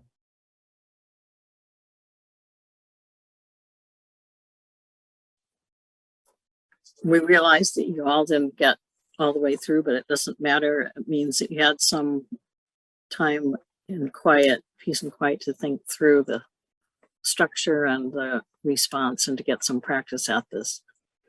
We're going to look at 3, 6, and 12, and then send you into triad practice. So I'm going to read number 3. I'm looking for 1 or 2 people to volunteer to share your practice example. And Anton's going to put a screen up for that. So I'm just going to read the stimulus paragraph, but I'm looking for at least 1 volunteer afterwards. I just came from a ridiculous meeting. I'm about ready to quit going to these meetings. We've been working so hard for so long. Every time we suggest an idea, Eric finds something wrong with it. It makes working in this group miserable. I think I'd just resign now before I get any more upset. I'll volunteer. You're Okay. upset over your group meeting? You're upset over your group meeting. So I think Anton's going to put that up for us to see it. And we're going to be looking at the 3 criteria, which I failed to remind you of: the focus on the speaker. Yes, so and the big picture of the gist. So actually you're upset, and there are 5 words, right? 1, 2, 3, 4, 5, 6 words. So of the 3 criteria here, focus on the speaker, content, the core, the gist, yes. And I actually would just underline the upset, and 6 words, and you can make it shorter by just saying you're upset. Then that's 2 words. So John, what you shared was great. 6 words meets the criteria, and you can shorten it by just focusing on the core of it. Excellent job. Okay. If somebody's got a different one and you're ready to share it, we'll do it. Christina, and then we're going to move to whatever I said. I think I said 6 is the next one. Okay. Christina? I wrote, you were disgusted with Eric. You were disgusted with Eric. So the 3 criteria: focusing on the speaker, yes. The big picture, disgusted, yes. And the number of words, 5. So you met all 3 of the criteria. And how could you improve it? If we look at how one could have improved this to make it shorter. You were disgusted. So that would be better. The shorter, the better. In other words, I failed to mention that when somebody's speaking, and I'll say it now instead of just in 2 minutes. When the person is speaking, what you're trying to do is, in your mind's eye, be visualizing a film, and the person who's speaking is telling their story. And not only are they relating something that happened, you know, in the past, that they're telling you and sharing with you that they are the author, they're the screenwriter, they're the costumer, they're the set designer, they're the editor, they're the cinematographer, they're the producer, and they are the, you know, the script writer and the star of this director. They're the editor, they're everything of the story, and that you're trying to watch it from their perspective, and paragraph by paragraph, you're going to reflect back what you see. So you're only going to reflect back what you've heard so far. You're not going to reflect back what anything that you're thinking that could happen in the future, or your own response. So these are great examples. Let's look at number 6. And this was actually a trick one. This one about Eric, because the focus is on the person, not on the complaint about Eric.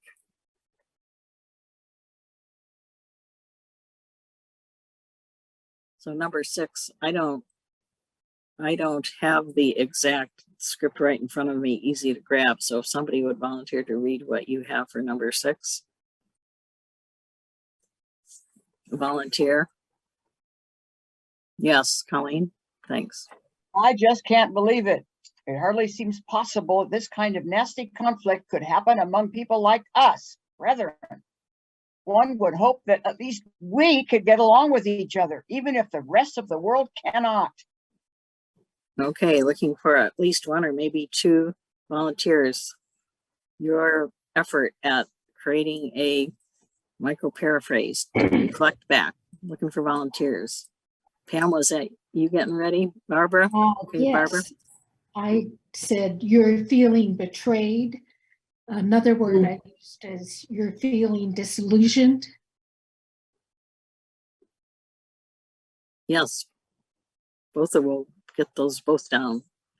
So the 3 criteria, is it focused on the speaker? Yes. And the feeling, is there the big picture, just the core? Yes. And it's 3 words. Excellent.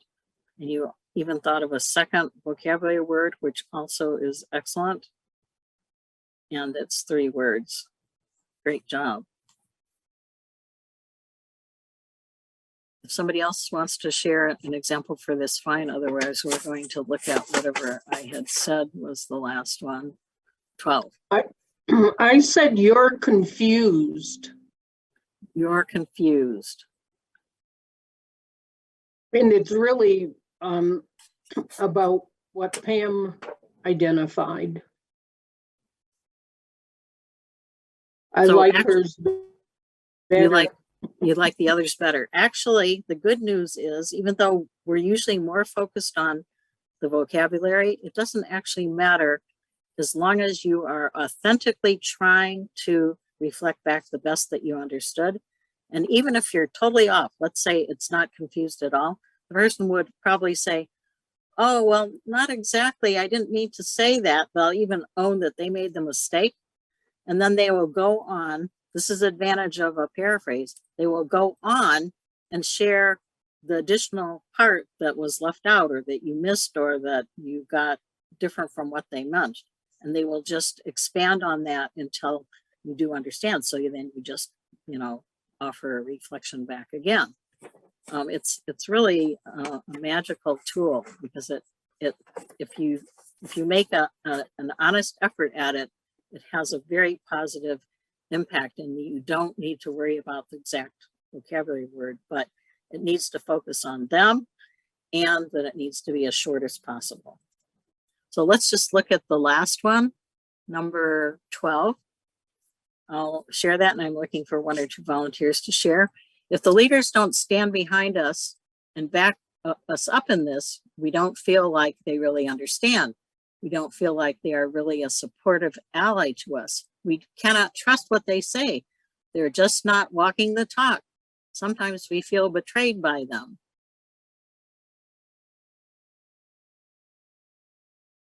Maybe nobody got to it since it's the last one, but I'm looking for anybody who is willing to make a try at it. Yes, Sarah. I said, you're undervalued. You're undervalued. So the focus on the speaker, yes. The big picture, yes. And how many words is that? 3. Great job. All 3 criteria. Somebody else wants to share one, we'll do that, and then we're going to shift gears here.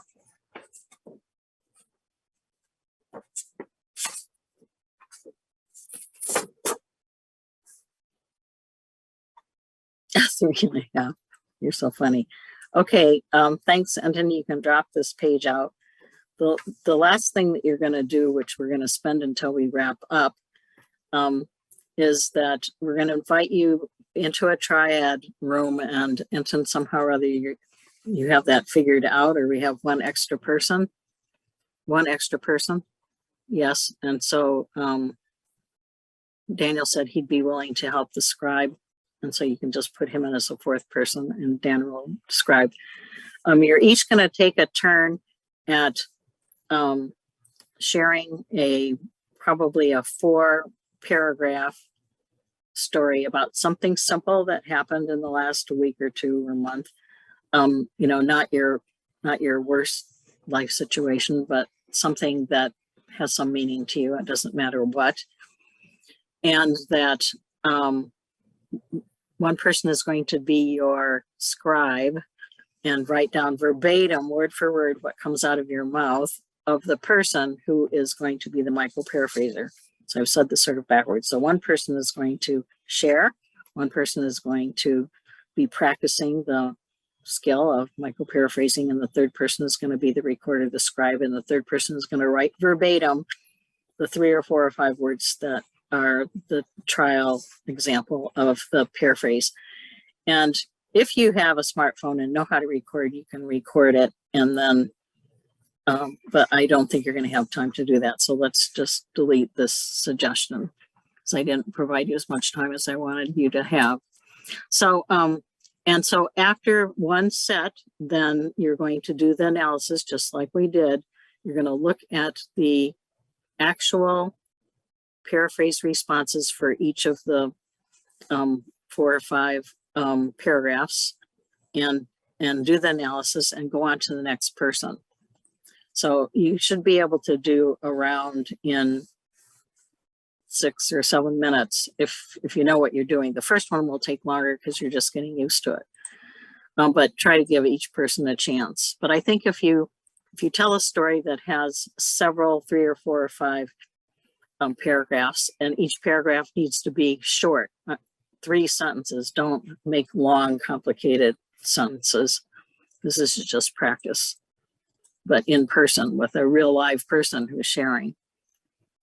If you have a problem, you can look at your bottom bar and go to more and ask for help when you're in the, and Enton will put me in your room. If you're desperate, you can send somebody back to the whole room, but it will be easier for everybody if you just click on the ask for help under the more category.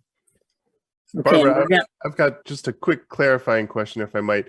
For the scribe, are we trying to write down the story as well, the paragraphs, or just the micro-paraphrasing? Just the micro-paraphrase, just Okay, the 2 or 3 or 4 or 5 words. Because you're doing so well, I think you'll be able to accomplish this task fairly easily. Thanks for asking that to clarify that, Daniel. And where do we write that? You're gonna write it on a piece of scratch paper, or if you happen to print out that last page, you can write it on there. The scribe is only gonna write it so that you can repeat it back to at the end, that you can read it out loud to the group so that they can, I mean, somebody else may have written it too, but I want to have one person be responsible, at least one person to have it verbatim. So I've posted those instructions in the chat that you can look at. Daniel, you're going to be in a group of 4, so may just need to be extra scribing and allow others to take turns. Colleen, that may happen to you as well. We are picking on those of you that we think already have some skill with this or have done it. So, or we can follow up with you later because you're in my district. yeah. So you'll have about 20 minutes to do this. So you'll each have, 5 or 6 minutes. You should be able to do this fairly quickly. And once you do the first set, you'll know, you'll be comfortable. I'll also add that once you're done, feel free to come back to the main meeting, even if we haven't closed the breakout rooms yet, because I'll be here and Barbara will be here and we can help you start to debrief as you come back. So if you've been able to do the round with your small group and you're done, feel free to come on back. If not, I will close the breakout rooms at about 10 till so that we have time to wrap our course for today. Any questions? These are our own stories, right? Right. Okay. A 3 or 4 or 5 paragraph story. So something simple, not something dreadful in your life. Something in the past that happened to you and you're sharing it in the first person. Last week, I blah, blah, blah, this happened to me.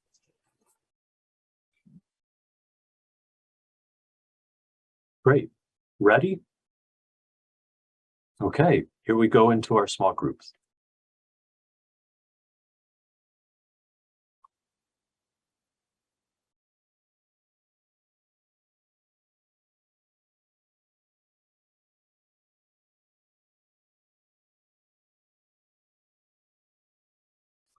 Our first group is coming back. And this means you each got a chance, I hope, to practice. Okay. So we'd be open to sharing any observations or puzzlements that you have and that you just get more attention from us because you're back early. One thing I was noticing, Barbara, earlier, you mentioned how you feel frustrated can really cover a wide swath and yes, be appropriate in a whole bunch of different situations. And I was noticing how, we had a variety of micro-paraphrasing, but also in just about all of them, you're feeling frustrated. Seems like it could have worked there as well. yes, that's a great fallback. I mean, it's Yeah. a hot tip actually that you've stumbled upon, because if at all else fails, if everything else doesn't work or you're tired or whatever, there are a few words that you might be able to use, like frustrated. Mm-hmm. So you don't have to feel overly anxious. It's better to respond with anything that's 2 or 3 words, even if it's not perfect, because then they'll go, oh, I wasn't really feeling frustrated, but I was feeling anxious or something like that. As I recall, Daniel, the word frustrated appeared only in 1 of the 4. Yeah. And I was the one who used it.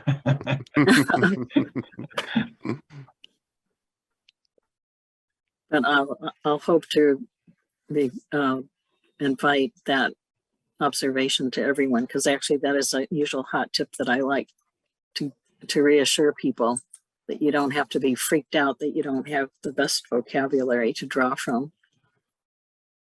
And that frustrated is an excellent word for so many reasons, because it's not critical. It's something that almost everybody understands that word, even if you're a short person. How did the 4 of you feel about the skill building and the paraphrasing that you were able to do?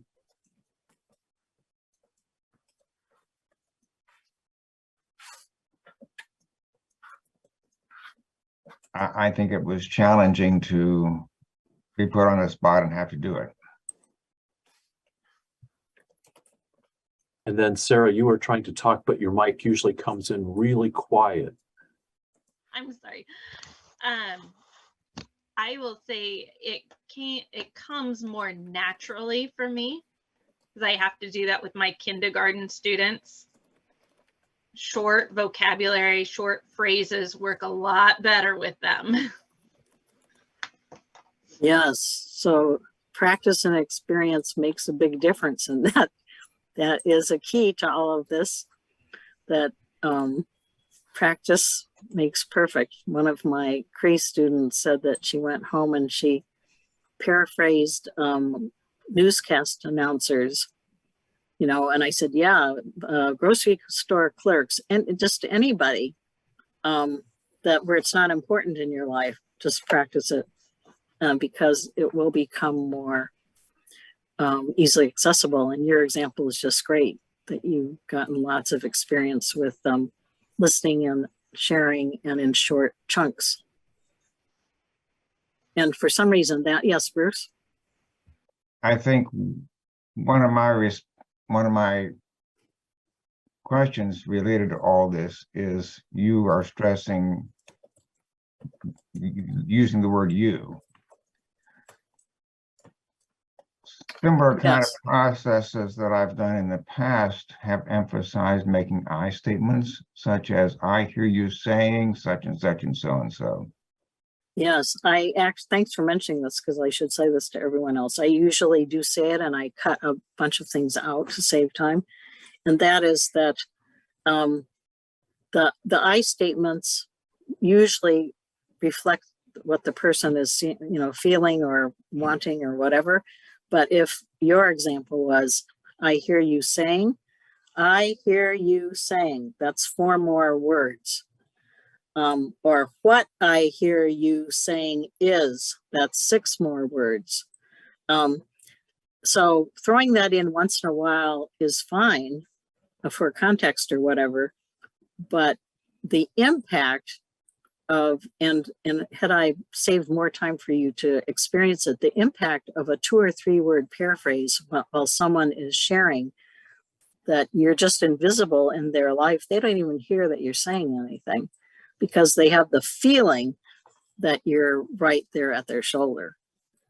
So yes, this flies in the face of some of the other training, but I just ask you to collect your own data, because I think you'll notice that it's a much more positive impact the shorter the words. So some other people have crept in here. I see Eleanor, it must be another triad. Yeah, Barbara, let me jump in about I statements. One more thing though. The other thing is that we're often taught about the importance of I statements, but in micro-paraphrasing, we're focusing on the other person. So we're intentionally trying to set our feelings aside. So we're not using I statements for that reason, but using you statements, but not in a blaming way, you know, you're the problem, but in a reflecting way of you feel frustrated, capturing their content. Is that helpful, Barbara?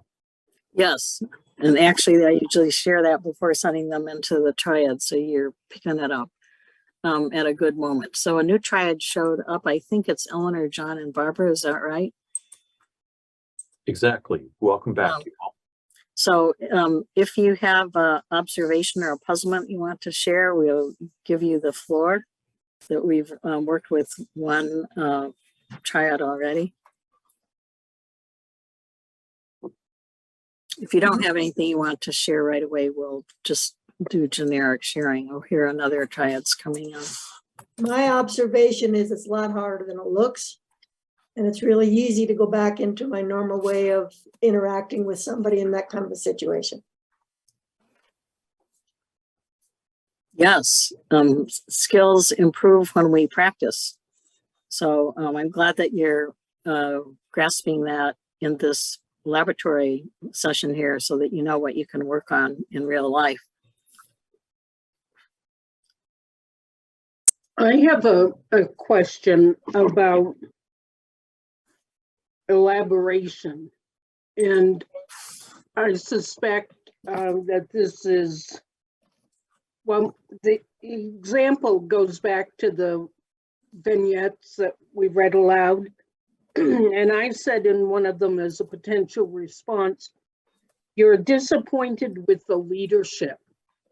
And when I think about that, maybe that identifies something that they're not disappointed. If I just said you're disappointed and stopped, with the leadership, that qualifier opens the opportunity for the person to say, no, that's not it, because I've identified something I think about the situation instead of just leaving it at the descriptor.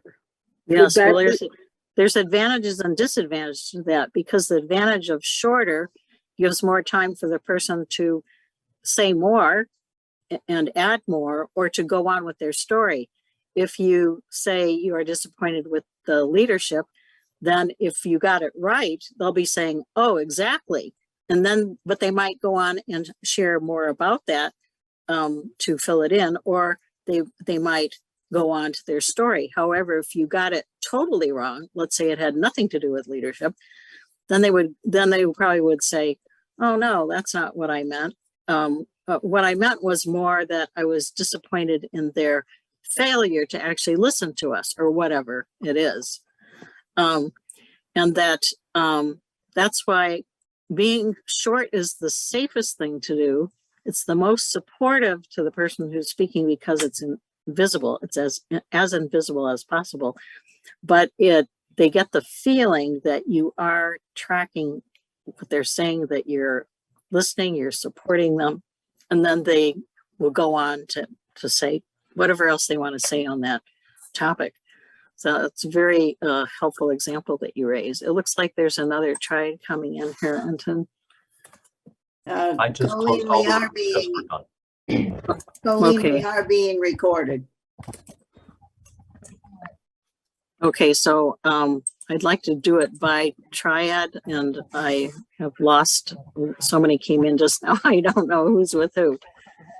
So one of the triads that just came in, if you would name yourselves and share any observations or puzzlements that you might have.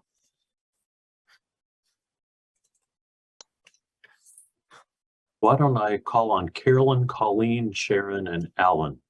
That was one of the second groups, if you all would like to share any reflections or thoughts.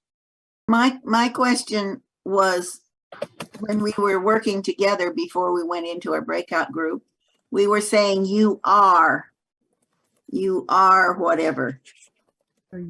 And my question was, is it okay to say you are feeling?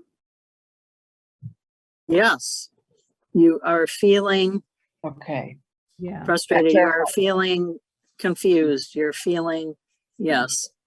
You can add that. That felt better to us to be able to say that. Or just to say you feel. You can cut out the word are even. Yeah, you feel. You feel frustrated. Yes. In other situations for me, we were always taught not to say that because it's putting something on that person unless you have a question. We were taught to say, it seems like you, or it appears like you're experiencing this, or you feel this way, instead of just saying you feel. So that's a switch for me, is what I was taught in my profession as opposed to what we're talking about right now. Yeah, actually, thanks for mentioning that. And we covered it just a few minutes ago in a different way. And I want to mention both of those, that in most communication skill training for listening, that instruction is given to actually say exactly, Kim, what you and one of the other groups was mentioning, to say, preface what the core of it by saying, it seems like, or it appears like. It seems like is adding 3 more words. It appears adds 2 more words. If you say, what I hear you saying is, what I hear you saying is 6 words, adding more words hinders the person's focus on their being the star of the show. It takes away from their feeling that you are right there at their shoulder. So it's because of the impact on the person, even though it's correct when you are, trying to let them know that that's your, view of understanding them. And so it's very risky to do that. But if you keep it to 2 or 3 words, the person sharing will hardly even hear that you have said anything, but what they will feel is that you are totally understanding them. You're totally right there, seeing their story and following along and tracking it. And so they're going to feel understood, supported, encouraged. And the more words you add in there, the more dangerous it is that they are going to get frustrated at you. Don't do that thing to me that you learned in your workshop, you know, or whatever, because it's canned, it sounds canned. And so I just say, collect your own data on this, but it's dangerous to make it longer, even if you have good intentions. So there's one Okay. other, Thank there's you. one other, yeah, thanks for raising that. There's one other triad that may have a puzzlement or a question before we wrap up. Just another question on that. What if you said you might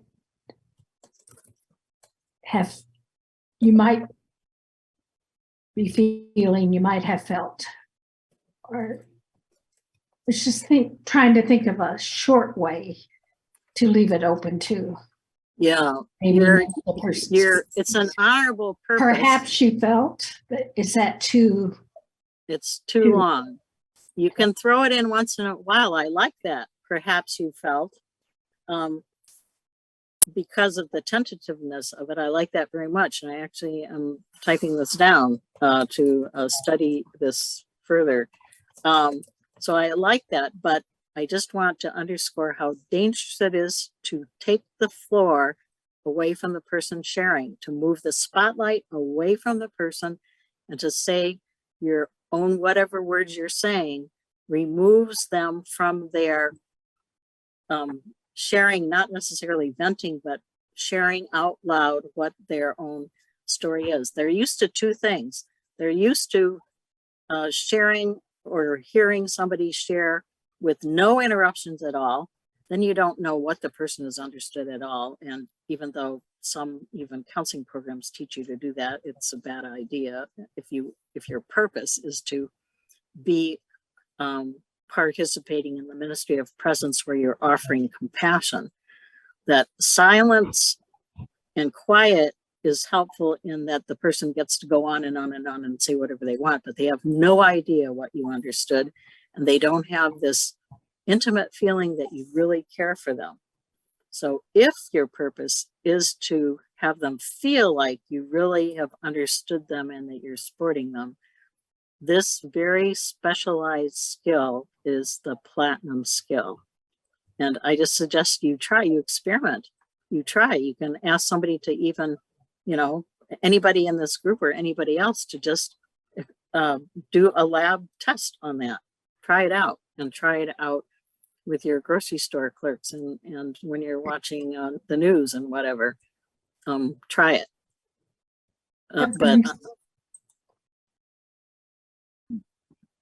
Pam, So- why don't you go ahead and finish your question? Okay, that brought up a major question for me. So if you're with somebody who goes on and on and on, kind of building one grievance on another and another, and you say something and then they say, you weren't listening to me, you interrupted me, you didn't let me finish. What do you do in that case? I would change what I was doing because whatever I was doing was bothering them. And that, but I would just make the observation that I can almost guarantee you, if you deliver a competent 2 or 3 word micro-paraphrase, the person will not feel that way and not respond that way. They usually get irritated and say exactly what you said when they feel like the person who's talking is not hanging on their every word and is not right there with them, that they actually feel interrupted because they are interrupted.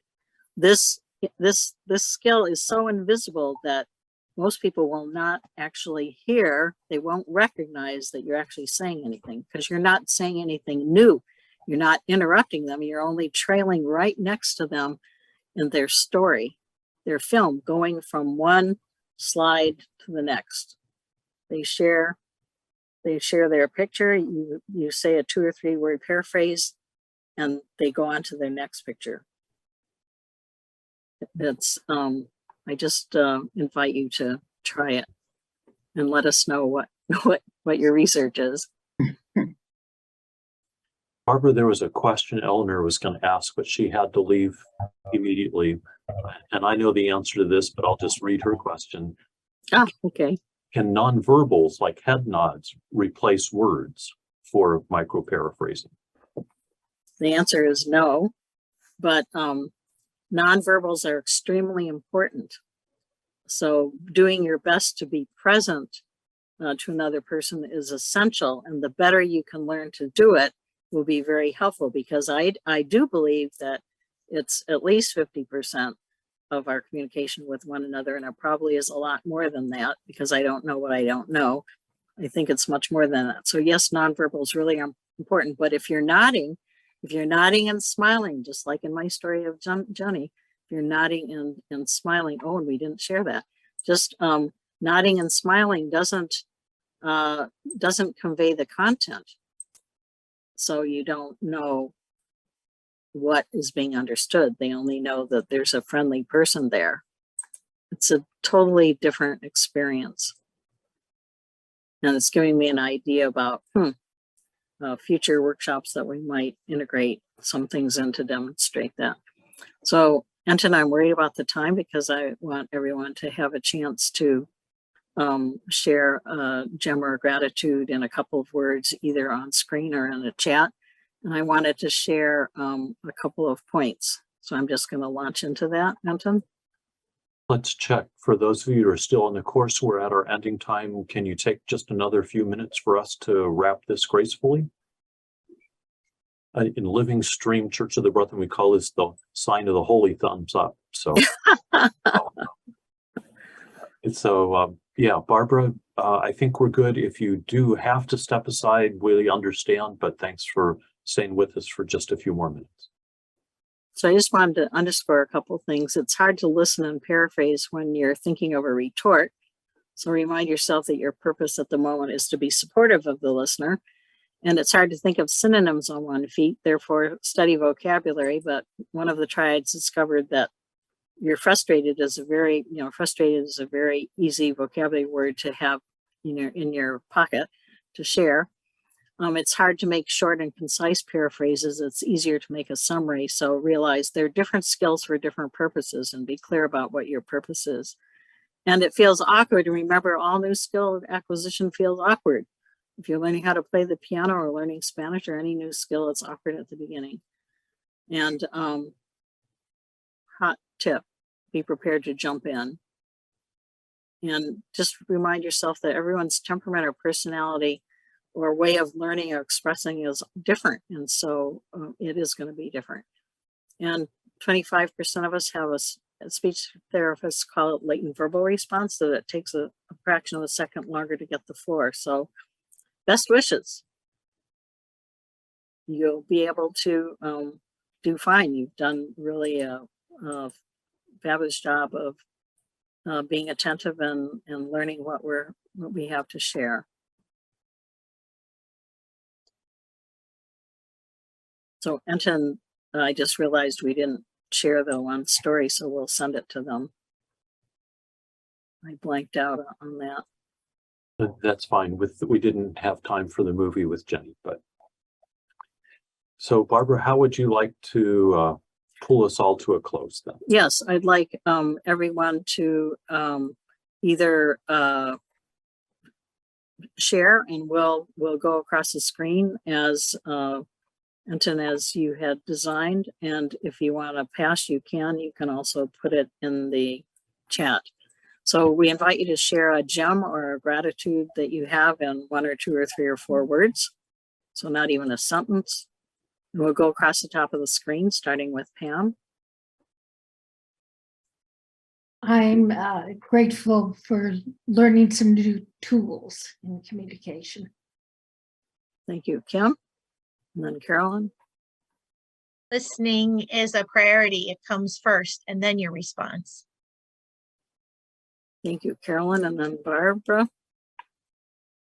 This has been very valuable and it takes a lot of practice.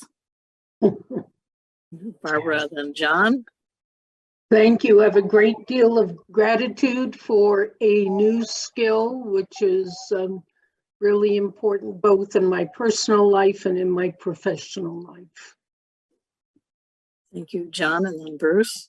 Well, I'm thankful also for this course, this short course. I really appreciate it.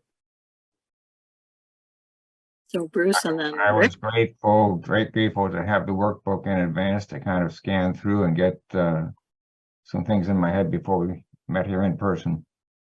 Thank you. Rick and then Sarah. Thankful for a new skill. Thank you, Sarah, and then Colleen.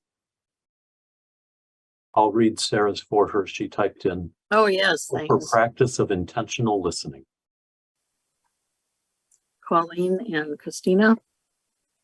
A tool to learn to differentiate between a crisis and an inconvenience. Good way to put that. Christina and Sharon. And Christina, you'll need to unmute again. Sorry.